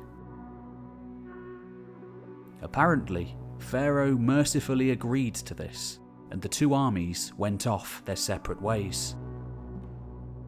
Following this account, it sounds like we have an Egyptian victory. And until fairly recently, while also acknowledging the partisan nature of Egyptian accounts, many historians thought so too.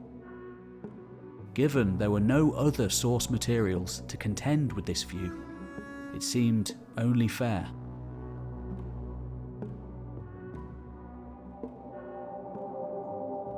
However, in modern times, the tablet cache under Hattusha has begun to shed a rather different light on that day in 1274 BC. When told from the Hittites' point of view, they clearly considered themselves to be the victors, of Kadesh and of the ensuing talks.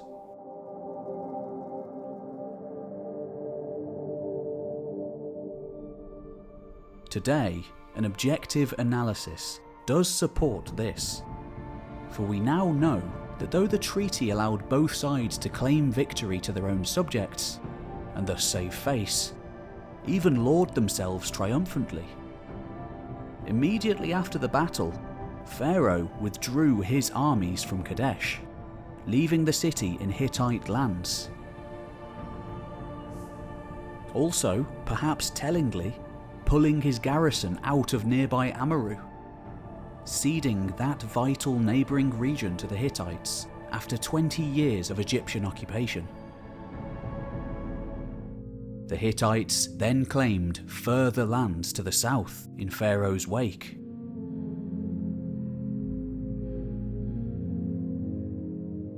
Ramesses and his armies headed back south to Egypt, having won not an acre of land, and having lost a great deal of it.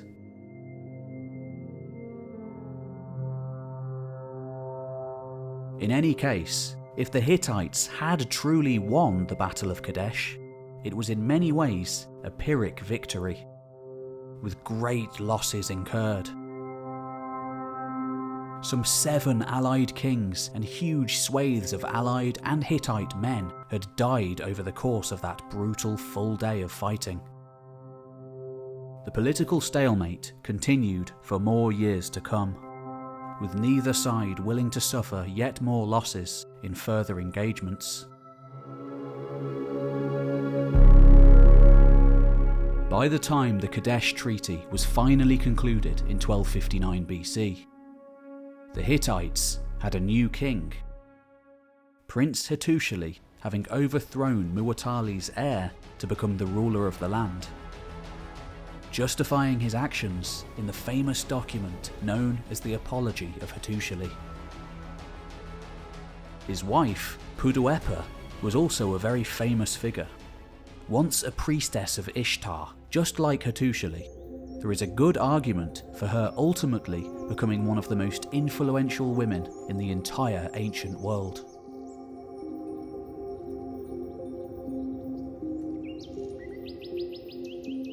With war now brewing with Assyria, the peace with Egypt would hold, ushering in an age of prosperity, seen in the more than 100 surviving letters sent back and forth between the Hittite and Egyptian courts. Not only did the great kings send each other correspondences, now calling each other my brother, but the royal queens too. Puduepa of Hatti and Ramses' famous wife Nefertiti, notably exchanging many throughout the rest of their lives, calling each other sister.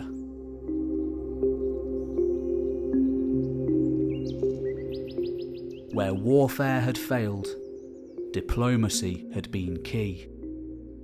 The lasting peace of the Treaty of Kadesh, still lauded in the modern world today.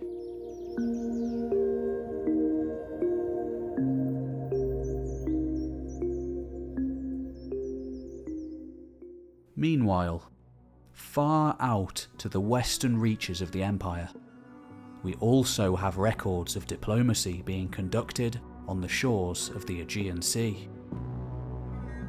Now we must turn back to one of the foremost of those Aegean states, already a great trading centre for 1,000 years.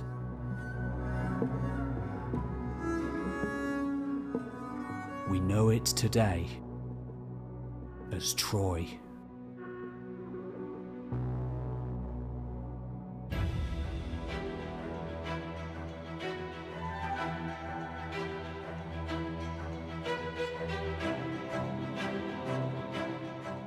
Even in our modern world, it's no understatement to say that the Iliad, epic tale of early Greek literature attributed to the poet Homer, is a revered text.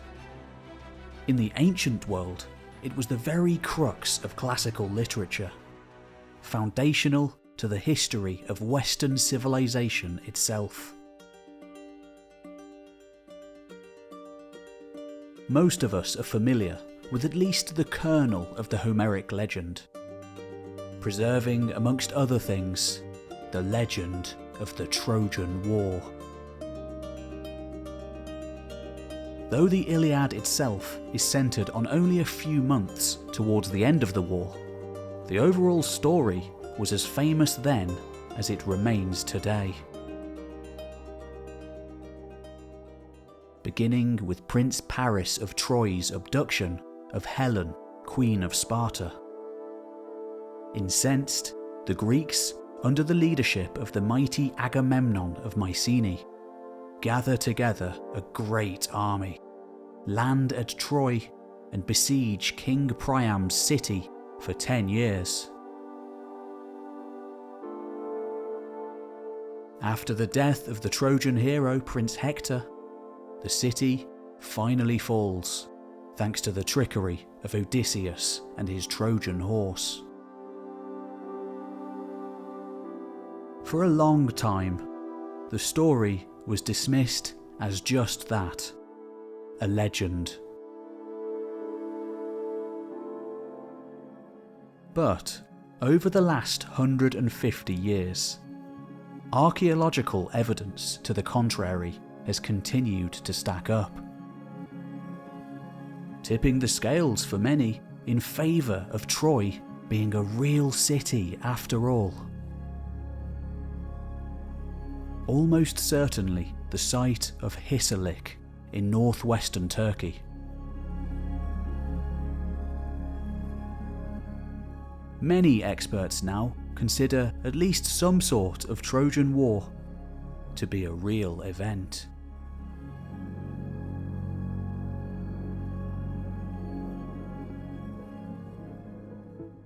But what is not always realised is that the Hittites were almost certainly involved too. Once again, the huge cache of tablets found at Hattusha help us to establish that the city of Troy and the wider region it controlled, known as Ilios, were known to the Hittites as Taruasa and Wilusa respectively. Troy, strategically sited to control the bottleneck Dardanelles Strait and the grain ships that sailed from the Black Sea to the Aegean, was powerful.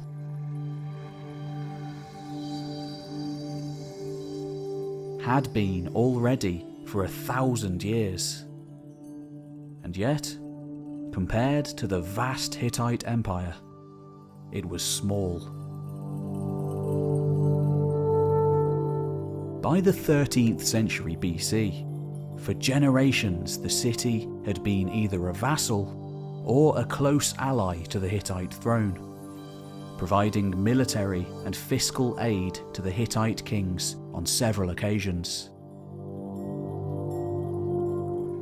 Even sending its warriors south to fight in Mu'atali's great army at Kadesh.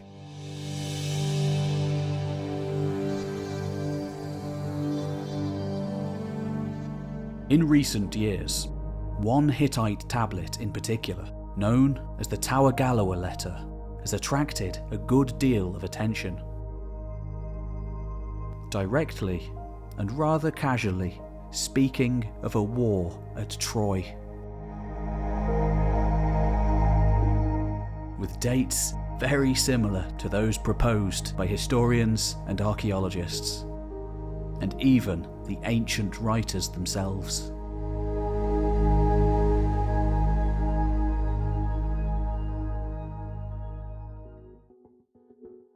Written by King Hattusili in around 1250 BC, the warlord who'd led the chariots at Kadesh as a prince some 2 decades earlier, an unnamed Ahiyawan great king is addressed. Almost certainly a term reserved for Mycenaean Greeks. Now as we have come to an agreement on Wilusa over which we went to war. Not only does this letter confirm a war at Troy, it also precisely dates this conflict to some point in the 2 decades between Hattusili's coronation in 1268 BC and the date of the letter, 1250 BC. Even allowing for the cataclysmic struggle lasting 10 years, as described by the Trojan War legend, provided it began in around 1260 BC at the latest.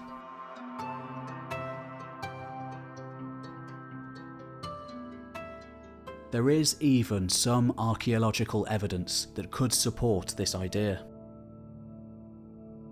In addition to the very real Late Bronze Age metropolis excavated over the last 150 years at Hisarlik, the sloping walls there, dating to around 1260 BC, sport the scars of destruction, perhaps inflicted by war. Frustratingly, the Hittite tablets translated so far have not shed any more light on the events of a real Trojan War from a Hittite perspective.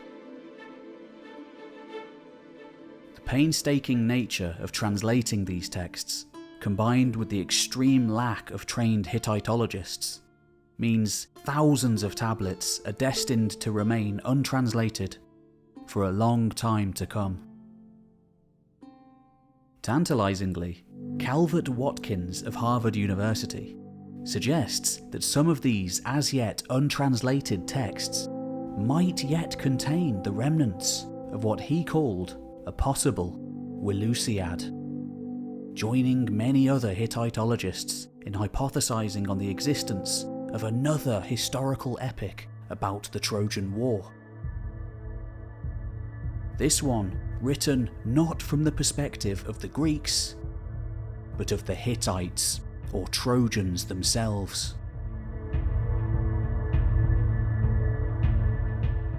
Alas, we are left with only a half-remembered Greek account of the conflict. A story that has undoubtedly grown horns and many tales during the centuries through which it was passed down via oral tradition. And it is only with a careful eye that we can actually discern the part King Hattusili and his Hittites played in the war. Firstly, and quite surprisingly, in a situation akin to Latvia and Estonia going to war, and nobody ever mentioning Russia, Homer's Iliad does not contain even a passing reference to the Hittites.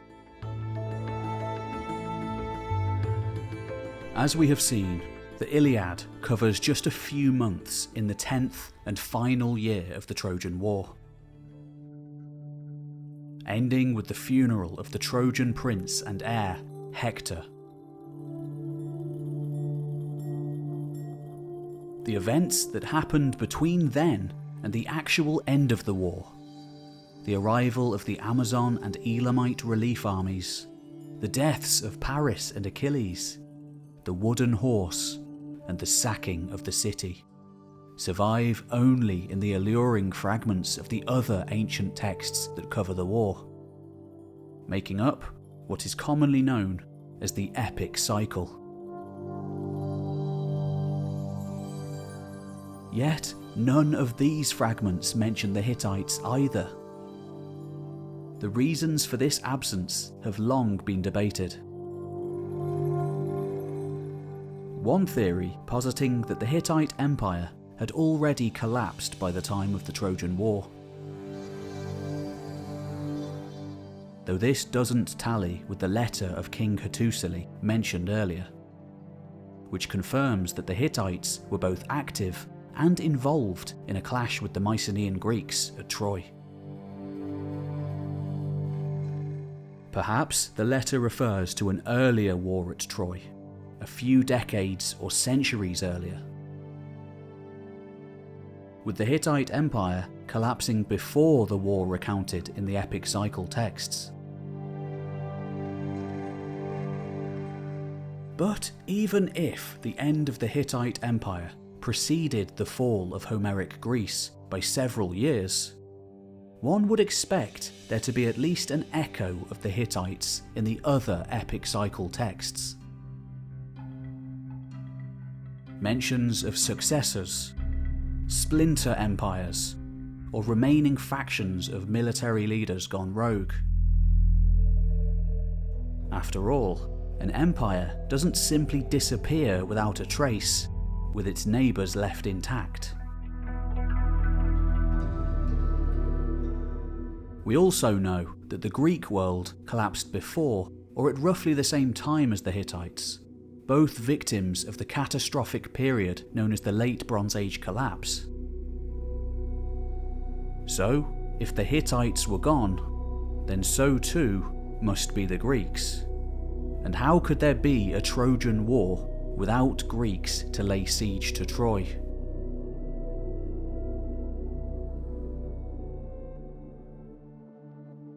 The problem largely arises from looking too literally at the epic cycle texts for a mention of Hittites. After all, as we discussed earlier, the name Hittite didn't actually exist in the Bronze Age. The Hittite people referring to themselves as the people of the land of Hatti.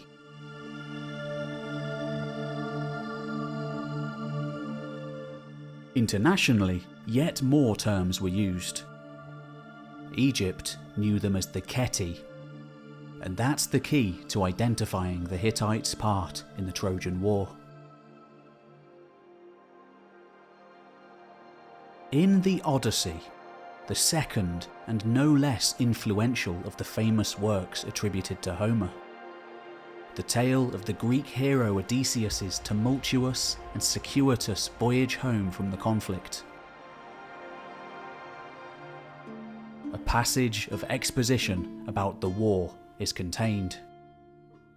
The passage mentions the arrival at Troy of a force known as the Ketioi, who, in the final year of the conflict, following the death of the Trojan prince Hector, came to aid the defenders. Ketioi is the Greek vernacularized version of the Egyptian Keti. Perhaps the Hittites did finally arrive at the last moment to save Troy. Perhaps not.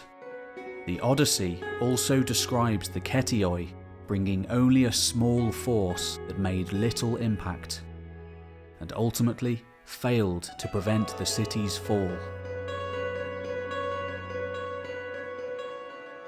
Given all that we have heard and seen of the vast, hardy Hittite army and their famed war chariots, this sounds strange. Only a generation earlier, in 1274 BC, the Hittite Empire had been the greatest military power in the world, having just turned back the mighty pharaoh Ramesses and his Egyptian armies from Kadesh. Surely the Hittite armies should have turned up at Troy and been able to steamroll through the petty Achaean lords. To understand why this apparently didn't happen, a closer look is warranted into the goings-on in the Hittite Empire during the brief gap between the wars at Kadesh and Troy.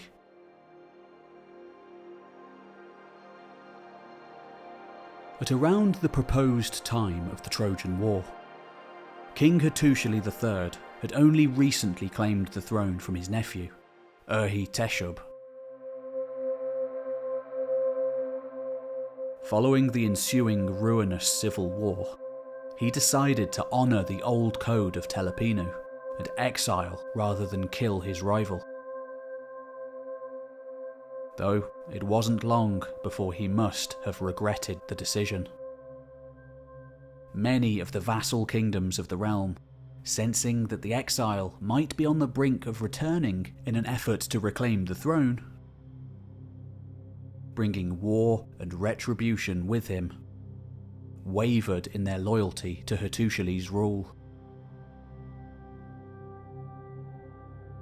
The king was also plagued by jibes of illegitimacy from mocking foreign rulers.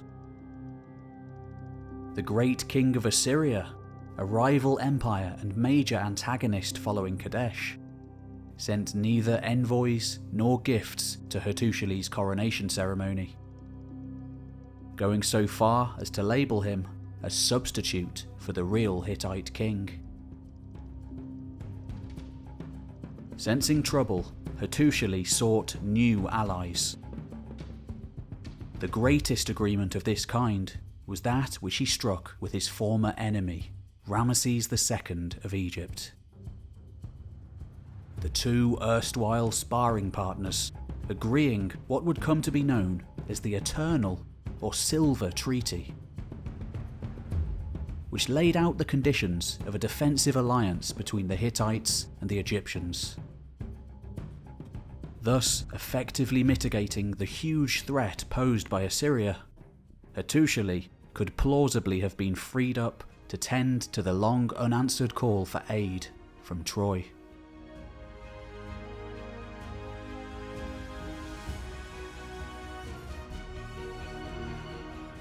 Yet, any force he might have taken to Troy would have likely been severely depleted from the recent war to oust his nephew.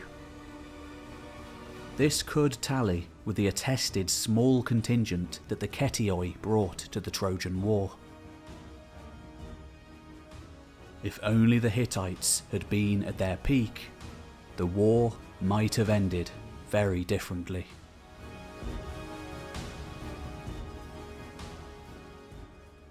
And yet, far from just chaos and turmoil, there are many indications too of things going well at this time. Always thinking of the gods, just outside of Hattusha, Hattusili began the marvellous religious sanctuary known today as Yazilikaya, as well as embarking on many expansions to the great city itself. Many of these construction efforts, however, would have to be finished during the reign of his son, Tudalia IV, for in around 1240 BC, Hattusili, always frail, became a god.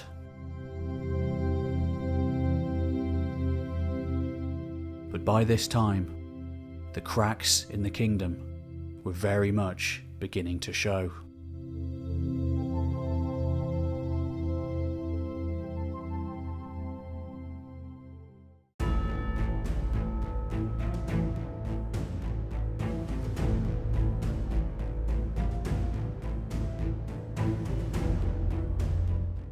After the reign of Hattusili III, 3 more great kings ruled over the Hittite Empire.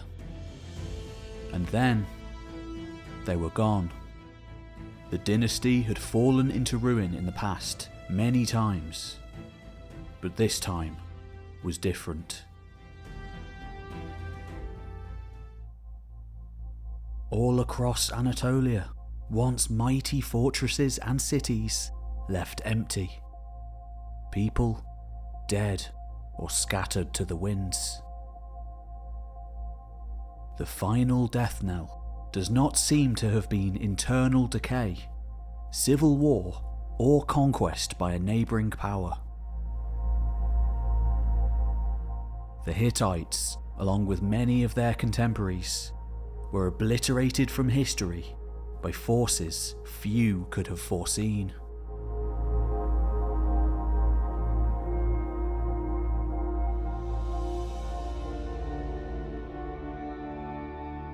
Enduring for some 2,000 years, the Bronze Age had been an era in which the Near Eastern world had enjoyed a sense of balance. The mighty empires of Egypt, Assyria, Hatti, Babylon, Mitanni, as well as strong kingdoms like those of Mycenaean Greece and the Levant, dominated the map, underpinning a thriving palace economy.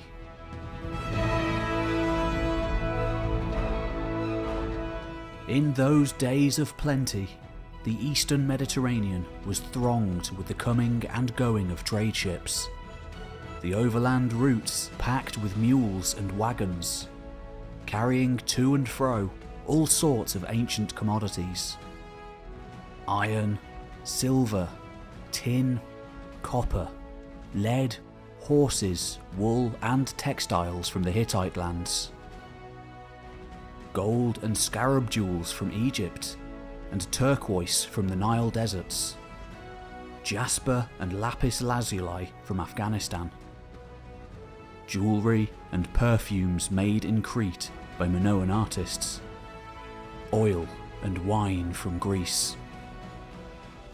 International riches that can still be seen in many shipwrecks discovered all over the Anatolian and Levantine coasts.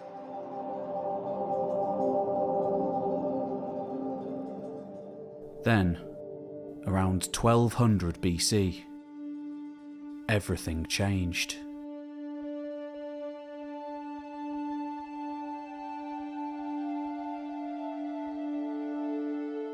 Almost all the great powers were blown away in a storm of destruction. An epoch-ending sequence of events known today as the Bronze Age collapse.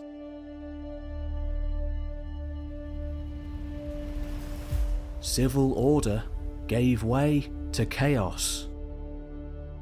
The delicately balanced trade networks crumbling away to naught, followed by banditry and piratical raids.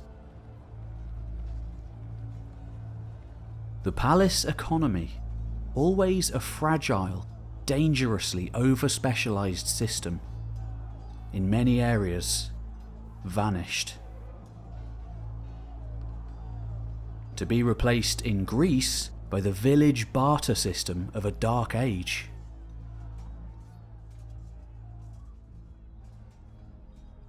Literacy collapsed, ushering in an age of oral tradition which gave rise to the likes of the Trojan War legend.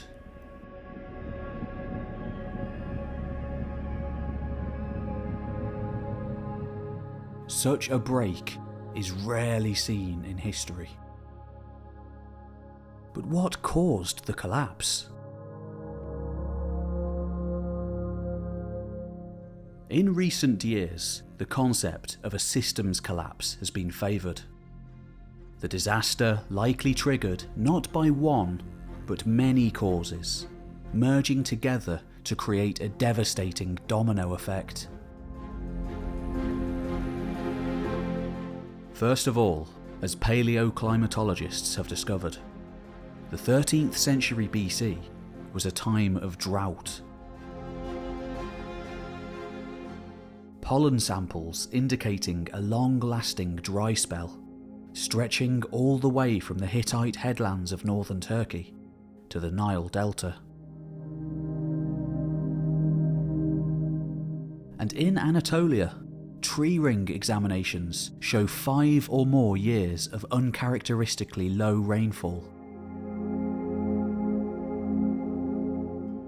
The Hittite tablets confirm this, with accounts of drastic crop failure and starvation.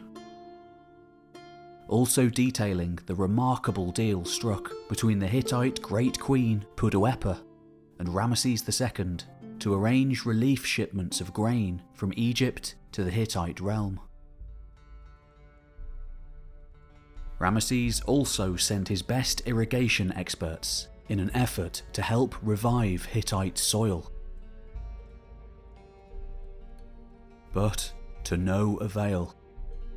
The Bronze Age dams at Arana and other Hittite sites across Anatolia date to this time, and may have been part of these irrigation efforts. Just in case this wasn't enough, seismologists have also found evidence of an earthquake storm that gripped the Near East for most of the 13th century BC.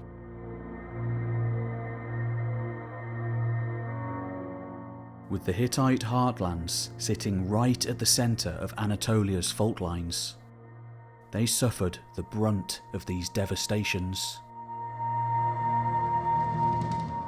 The Hittite capital of Hattusha, as well as the cities of Troy and Karagloon, all show evidence of seismic trauma. In Greece too, we see evidence of earthquake damage at the ruins of a whole host of key cities. Mycenae, Tiryns, Medea, Thebes, Pylos, Lefkandi, the Menelaon, Coracou, and Glar among them. and in the Levant, the cities of Ugarit, Megiddo, Ashdod, and Akko exhibit the same characteristic damage. So too, Enkomi on Cyprus. Finally, by the end of the 13th century BC, tin, the crude oil of its day, was growing dangerously scarce. Without tin, armourers could produce no bronze. And without bronze, armies could no longer flex their muscle as they had before. Iron ore is much more widespread than copper and tin, and of course can also be used to make weapons, if prepared in the right way. This resource would dominate after the collapse, though the process to make weapons from it requires a much hotter furnace, and thus a hefty amount of experimentation to learn its secrets. There is some evidence that in this era, the Hittites began experimenting with alternatives to bronze. The hills around Hattusha are rich with iron ore, and the tablets discovered in the vault under the city reveal that the Hittites catalogued the locations of each ore seam meticulously. More, letters exist between Hattusili and the Assyrian king, talking of a mysterious good iron. That is, iron of a grade above the rare, but rather ornamental meteorite iron. In the matter of the good iron about which you wrote, good iron is not at present available in my storehouse in Kizilwadna. I've already told you that this is a bad time for producing iron. They will be producing good iron, but they haven't finished yet. I shall send it to you when they have finished. At present, I'm sending you an iron dagger blade. Could this good iron have been weapons grade? Perhaps even a prototype of steel? We cannot say for sure, as there have been no telltale discoveries of slag pits hinting at the existence of smelting works. But if the Hittites could acquire iron, and the Assyrians too apparently, then so too could their enemies. Factions outside of the palatial elites now being able to compete on the battlefield with the monopoly-holding overlords. Even factions operating well outside the established system of the great kings. Finally, we come to the foreign invasions recorded by the Egyptians on such vast monuments as the mortuary complex of Ramesses III at Medinet Habu. One famous passage names them the Peliset, Tejeka, Shekelesh, Denyen, and Weshesh, lands united. If you want to know more about the Sea Peoples, I made a 2.5-hour documentary on that very subject, which you can watch after this one.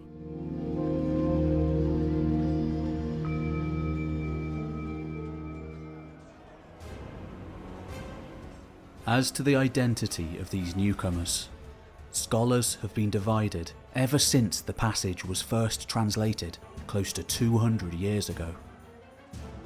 Some believe they were a fierce horde of northwestern invaders who blazed and razed their way across the Near East world in a frenzy of destruction.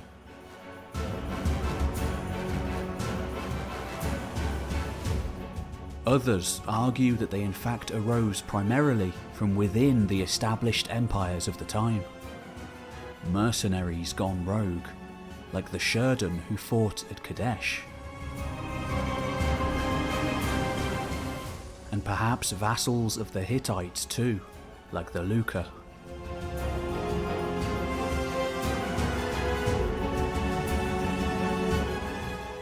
An unimaginably huge tide of refugees is also a possibility, driven by the drought, to seek new lands.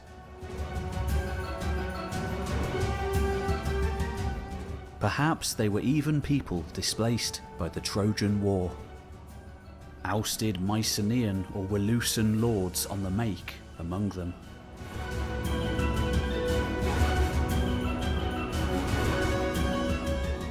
The Egyptians were one of the few powers of the Old Age not to be destroyed by the Sea Peoples, staving them off at the last in 2 desperate battles fought in the shallows of the Nile Delta.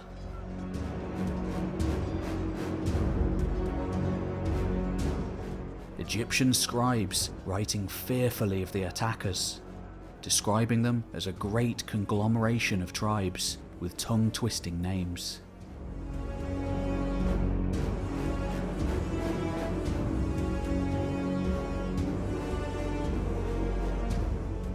All we know for sure today is that the Sea Peoples either arrived in or arose from the Near Eastern world and proceeded to churn it into oblivion in major waves of attack.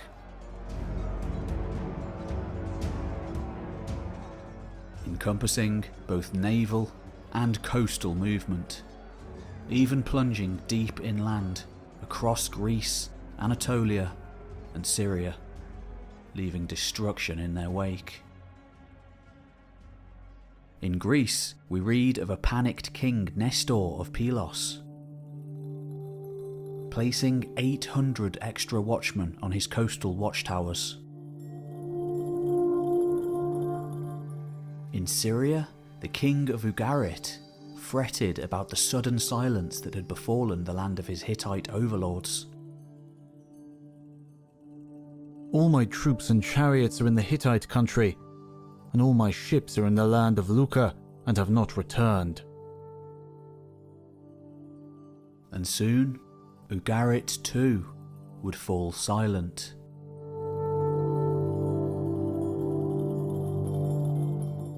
Within a period of 40 to 50 years at the end of the 13th and beginning of the 12th century BC, almost every significant city in the eastern Mediterranean world would be destroyed violently, many of them never to be occupied again.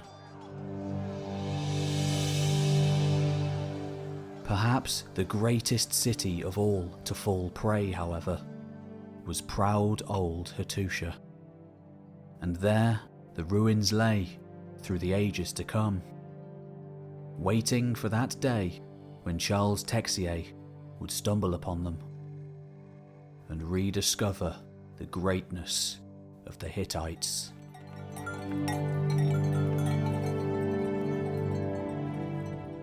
But not everywhere in the empire would the way of life of Hatti be consigned to oblivion.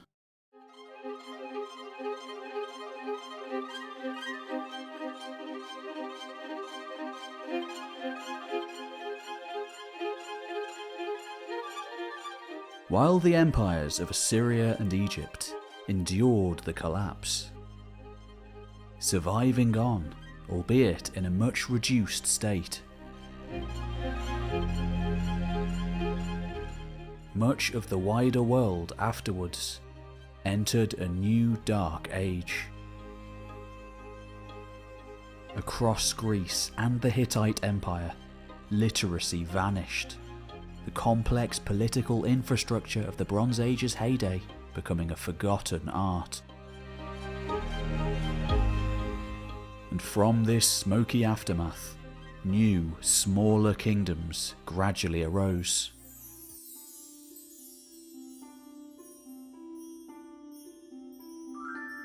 All around the old Hittite and Greek lands, settling either on top of or adjacent to the cities of the ancients. Many already consigned to history.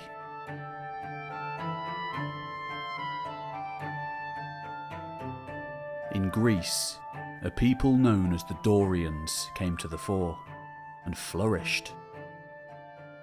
Ultimately, many centuries later, giving rise to Homer, Athens, Plato, Pericles, and the Greeks of the Golden Age. In Anatolia, amidst the vast old Hittite heartland, newcomers arrived too. The Phrygians, Carians, and the kingdom of Urartu in particular rising to prominence. But the Hittites had not vanished from history completely. In the last throes of the Bronze Age collapse, a small but wealthy contingent had fled their old lands, leaving behind their ancient capital of Hattusha, heading east in search of shelter.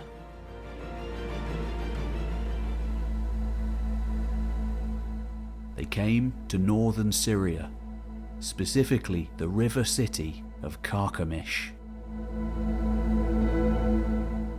Once a mere border viceroyalty of the Hittite throne, ruled by one of the king's cousins, and far from the Anatolian heart of the empire.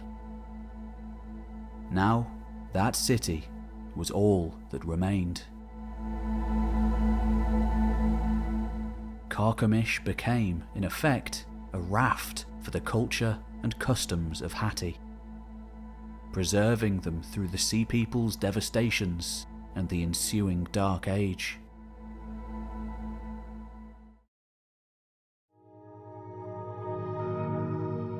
Geographically, Carchemish made for a perfect safe haven. Fortified and shielded on one side by the river Euphrates, it had long enjoyed a reputation for being unbreakable in a siege. Indeed, for centuries it had previously served as something of a Hittite border fortress, and perfect vantage point to guard a ford across the Euphrates. Its guards always on the lookout for any Assyrian military activity on the far banks. Sited over 100 miles from the Mediterranean coast, by the time of the Bronze Age collapse, it was comfortably distant from the ongoing shore attacks of the Sea Peoples, and far enough upcountry to be missed by the brunt of their later inland assaults. This enclave of refugees endured, going on to form what we now call the Neo-Hittite kingdoms, a collection of allied mini-states, the very same ones referred to in the Bible. A shadow of its former self, but surviving nonetheless. Hittite rule in that small northern Syrian kingdom did not last forever, eventually falling prey to the resurgent Assyrians by the 8th century BC. However, inadvertent reminders of their ancient culture remain to this day.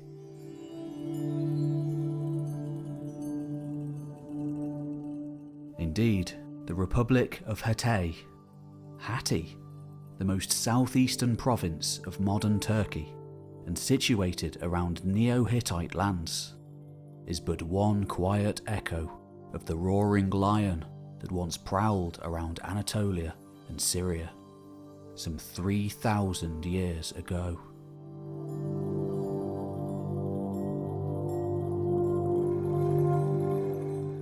Thanks for watching. If you enjoyed this video, then here are many more on the fascinating era of the Bronze Age. And don't forget to like and subscribe so you can be updated when we release more in the future. Thanks, and I'll see you next time.